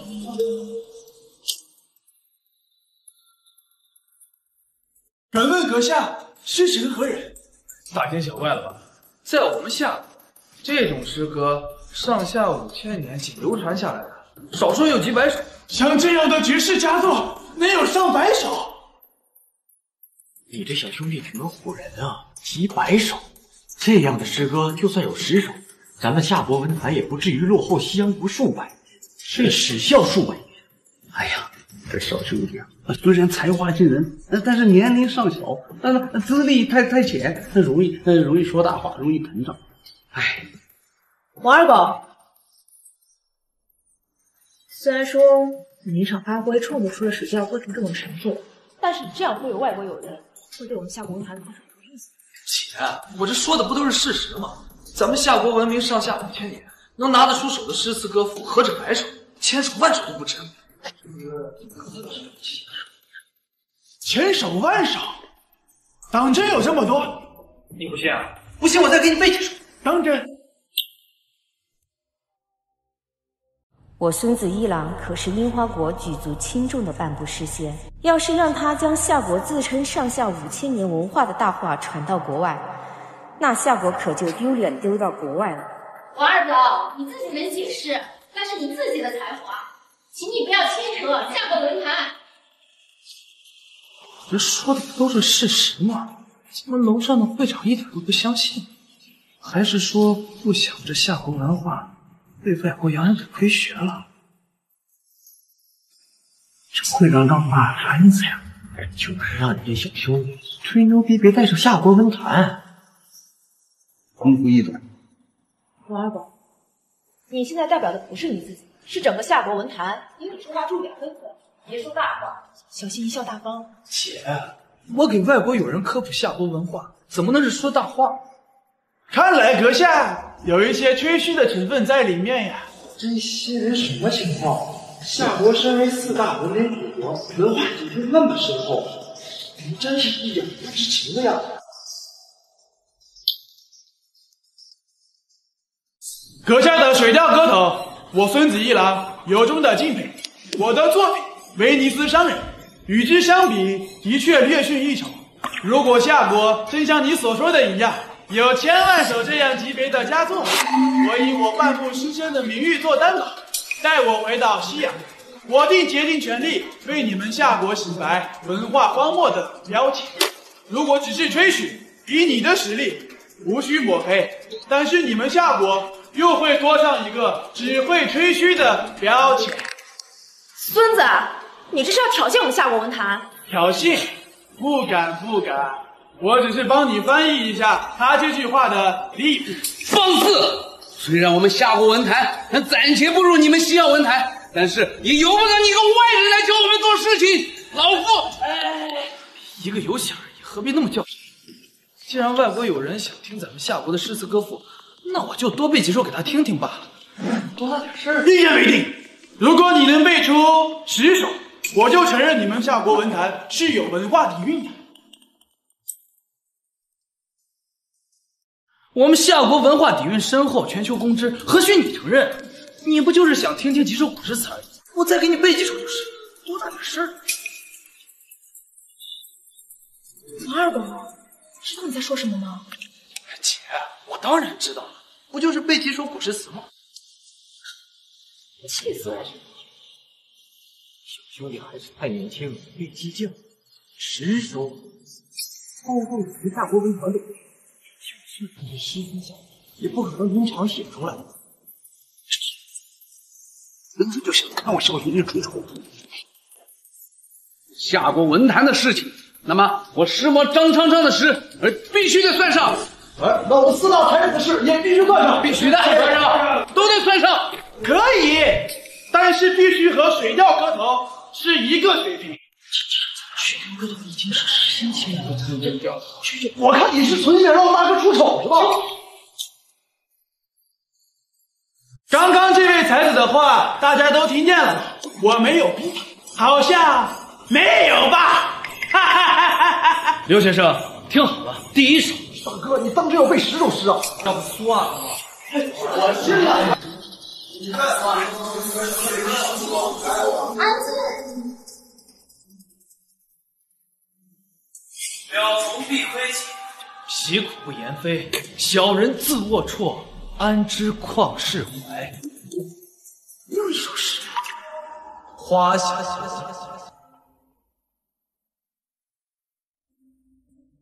春风拂槛，露华暖。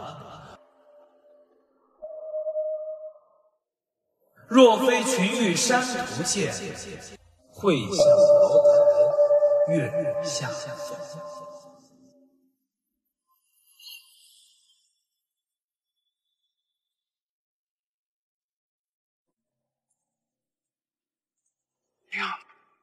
2首了。第3首，老骥思千里，飞鸿越九州。故人何处在？谁作志书游？3首了，大鹏一日同风起，扶摇直上9万里。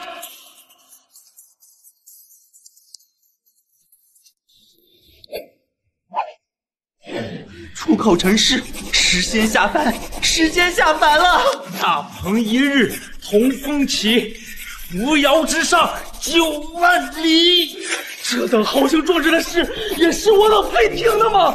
太感动了，好诗啊！十步杀一人，千里不回首。なんですか？我们西洋国都没有这样的绝世佳作，你们夏国怎么会有？这不是真的啊！这不是真的，不是真的。什么情况？我诗还没背完呢，这人怎么都跑了？这樱花国的半步诗仙，这孙子八成是疯了。你当真诗仙？这世上竟然真的有人能写出这么多精妙绝伦、饱含诗境的诗句，夏国文坛要崛起啊！会长到！会长。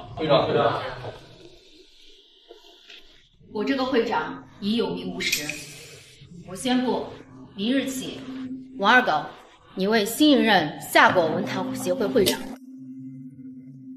我文坛协会会长啊？是的，没错，就是你，王二狗。好，哈哈，以我这位小兄弟这个才华担任会长当然可以，但是老夫认为我大夏国文坛协会会长一职德高望重，如此交接会不会过于草率一点啊？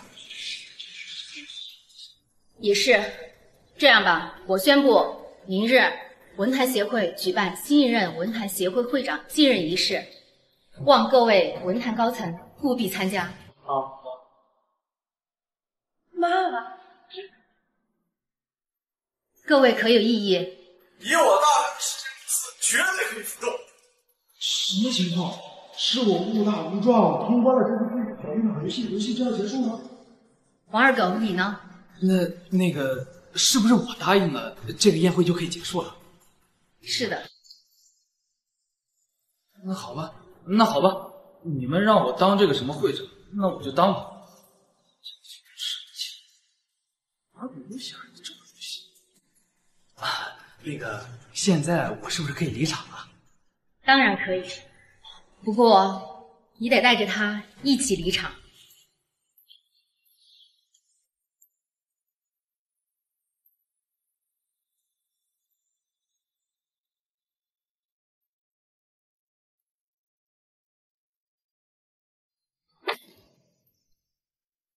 真没想到啊，你的文学水平竟然达到了如此高的境界。姐，这游戏不是都已经结束了吗？你怎么还这么说？你怎么入戏这么深？入戏？难怪我找了你半天找不到你人，我在这儿和这个狐狸精约会呢。姐，你怎么在这儿？这是女朋友？刚把我绿了的前女友。王二狗，你怎么说话呢？什么叫我刚刚把你绿了？明明已经过去2天了，你怎么还是过不去？这么小心眼儿，你还是不是男人了？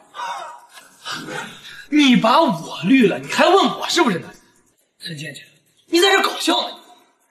那我不是不知道你这么有才华吗？我要是知道你这么有才华，我肯定不会绿你啊。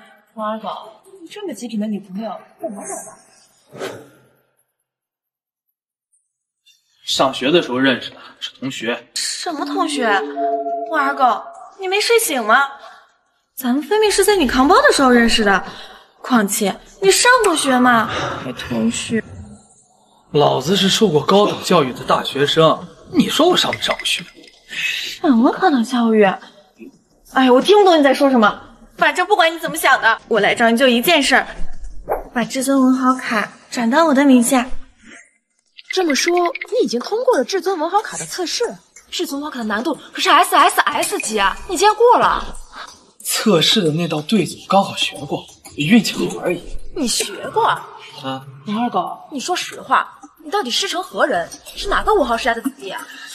姐，我就是一个受过高等教育的普通大学生。你要是不信，我给你看我毕业证。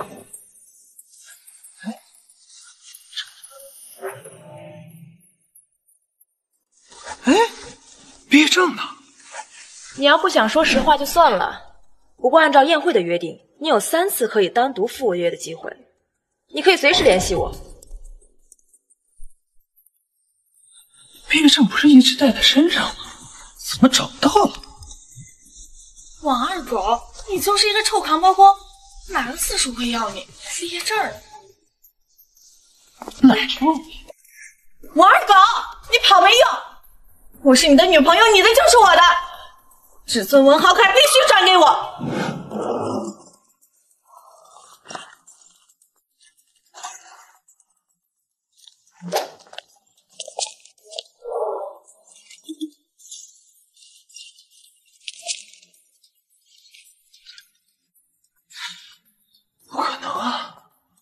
上怎么还找不到了？该不会……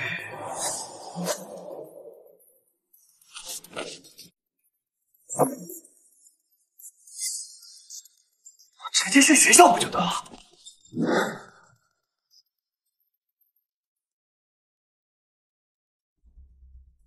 我操！老子学校呢？这怎么变成一片荒地了？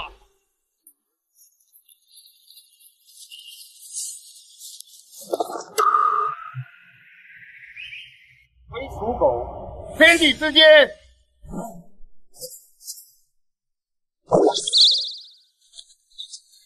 也就是说，那个时候我就穿越了。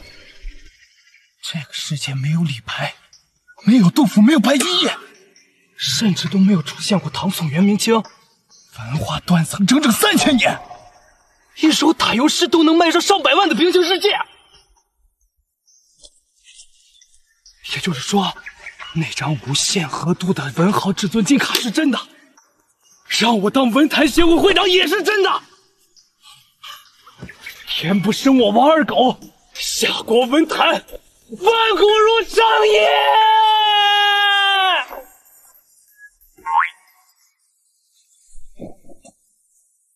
窈窕淑女，君子好逑。说好的会长戒严仪式，王二狗怎么没有到？这样，我们接着叫大哥。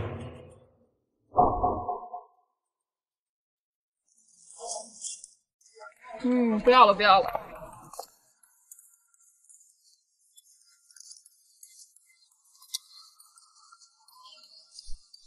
老板，我以诗换烧鹅行不行？看你的脸蛋文盲相，为什么？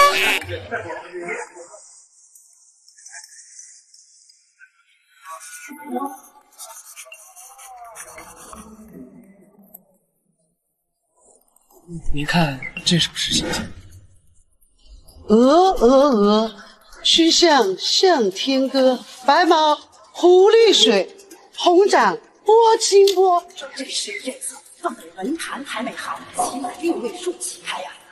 才子，你确定用诗画？能换吗？能，今天起你就是这家的老板了，发财了！看来是真的，不是做梦。果然，书中自有黄金窝，16年的寒窗苦读没有白费，不要熬出头了。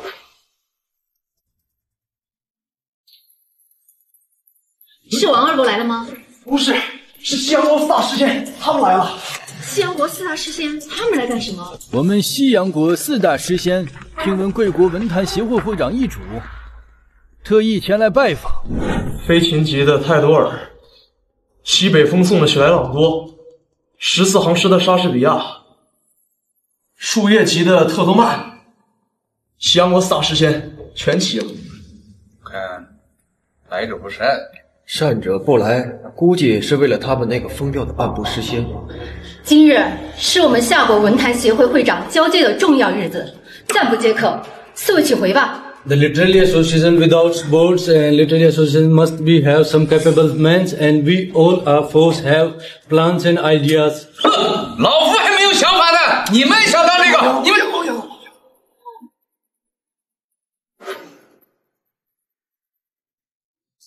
4位，你们身为西洋国的4大诗仙，竟然给予我们夏国的文坛协会会长一职，这说不过去吧तुम लोग है ना, तुम लोग पागल बना रहे हो हम लोगों को, तुम है ना चुपचाप आराम से खड़े रहना और कोई दिक्कत नहीं है, समझ गए तुम लोग? 西洋文坛未免也太过自大了。我们西洋国文坛传数千年，精通实诗、故事诗、打发诗、抒情诗4大类，这也是我们自大的底气。你们的目的不只是我们文坛协会会长一职吧？女会长果然聪慧过人呐！我们这次来的目的，就是为了带你们这些夏国的烈士文学加入我们西洋国的4大诗集，你们也可以理解为文化大融合。我呸！我大哥堂夏国诗仙，跟你们西洋文化大融合，太不要脸了！哼！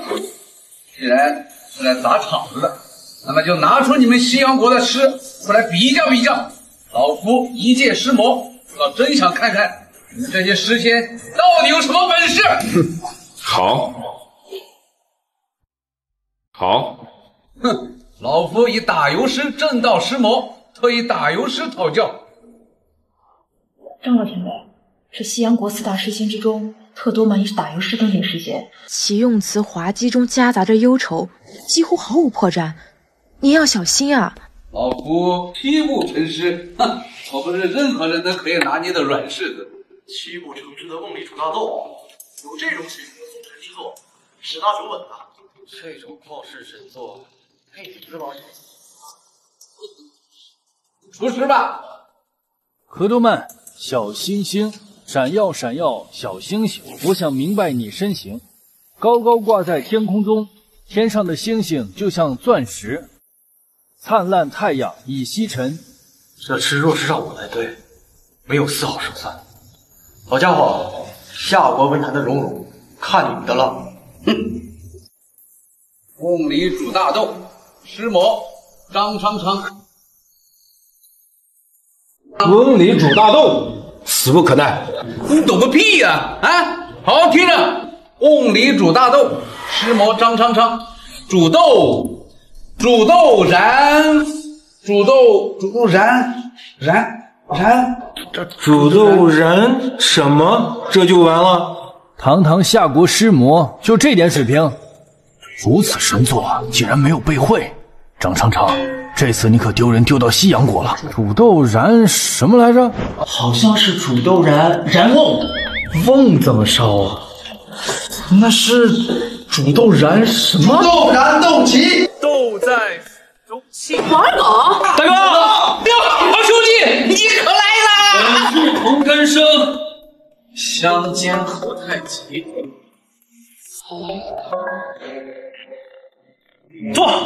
坐，刚才有点事儿，不好意思啊，耽误了。现在还来得及吧？我给你解释一下，这4位是西洋国的4大诗仙，文群造诣极其恐怖。上次你气疯了他们的徒弟，他们并不轻人，你小心点。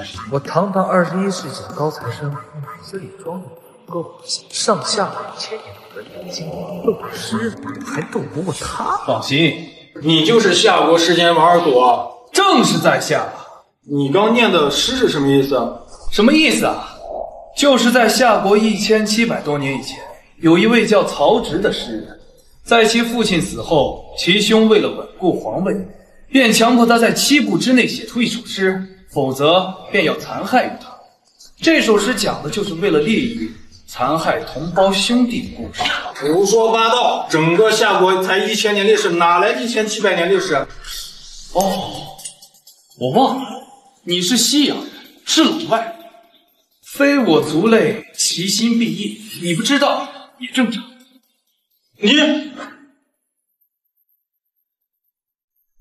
你什么你啊？还不知道自己已经输了？下一位。好一个非我族类，其心必异，不愧是诗仙王二狗，言辞之犀利，简直犹如利剑。 I am the god of Western poetry， 泰多尔。泰多尔，你到底有多少个儿 ？You。Okay. Let me say my poem。泰多尔的抒情是堪称西洋国一绝，就连莎士比亚都对他10位1赞。你还是小心点好吧。夏国上下5000年，抒情的诗简直不要太多。उन्होंने मुझे एक गड्ढा करने के लिए वुडन बॉक्स दिया और मैंने फिर वो गड्ढा किया और समुद्र से पानी निकाला, ये सब किया मैंने और सभी जो भी किया है सीखा। Okay， 好诗，好诗啊！王二狗，你行吗？挖沙子也配叫诗？那我今天就告诉你，什么才叫描绘海的诗。你臭二狗一言一句，把别人得罪了去了。你才送呗。海的诗，海人怎么描绘？你要想借海表达你的豪情壮志，你就应该这样写：乘风破浪会有时，直挂云帆济沧海。好一句乘风破浪会有时，直挂云帆济沧海。好事。Is this a poem? Really? 一句话不叫诗，那你再听听这首：东临碣石，以观沧海，水河淡淡，山岛所至，树木丛生，百草丰茂，秋风萧瑟，洪波涌起。日月之行，若出其中；星汉灿烂，若出其中。幸甚至哉，歌以咏志。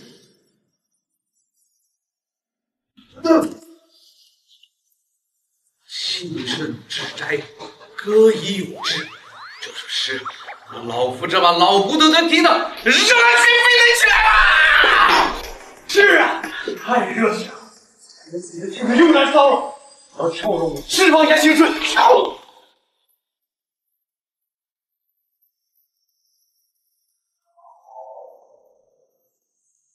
心脏病都犯了，还比吗？你和特多曼的风格差不多，和他比毫无胜算。让我来。不得不承认，我小瞧了你们夏国文坛的文化底蕴。不过，纵使你是旷古奇才，连续创作了2首神作，想必你的才气也透支的差不多了。你说的没错，我本人的确没有什么才气，我刚才的古诗都是背的。如果你还想听的话，我再给你背个180首，也不是什么问题。装腔作势，我要和你比战争史诗。战争史诗是所有诗集创作类中难度最大的一次。这个雪莱朗出身西洋国的军事世家，文武双全，文以登顶诗仙的最高之境，武也是一人之下万人之上的存在。这么厉害？这个人有没有之前对诗对接眼，然后出手伤人的案例啊？没有。对诗不接眼就行。这要是对诗对接眼，再把我给打了，那就不。我的意思是，他出手从不伤人，只有死。感情这家伙不讲武德呀！待会儿要是把我小命给了，怎么划不来呀？小子，出师吧。今天有点累了，要不然下次吧。出师。雪莱兰多，你难不成想在我夏国境地动武不成？听我的，出师，我绝不动武，否则。雪莱郎多只有过一次失败经历，那就是败在了郑国战神手下。此时郑国战神远征北海，万一雪莱郎多发飙，这个宴会之内，怕没人能挡啊！这几天不了解，好像没安什么好心啊。大哥，小心！王二狗，这个雪莱朗多算是招了一气，你就按照这个办法，一边背首诗应付一下。就是战争史诗嘛，我出师。我倒要看看你还有什么才气。世上只有妈妈好，王二狗。你大爷的，这不是我的诗歌吗？我这首诗歌最多也就诗圣水平，他吟诵这首诗是想输啊！调节一下气氛啊！战争史诗对吧？你听好了啊！醉里挑灯看剑，梦回吹角连营。醉里挑灯看剑，梦回吹角连营。这画面仿佛闯进了我的脑海里。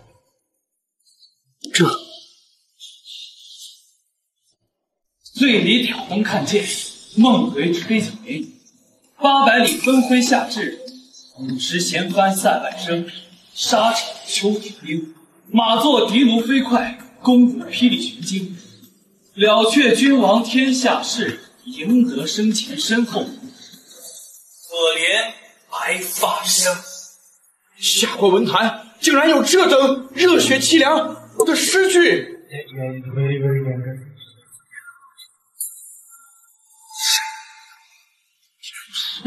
夏国文坛必须融入我们西洋国，你的存在已经严重的影响到了大融合，所以你必须死！有人提令！我操，你来真的！雪莱兰多，这是夏国境地，你敢袭胸，不怕郑国战神将你就地处决吗？郑国战神，他这会儿怕不是还在夏国边境吧？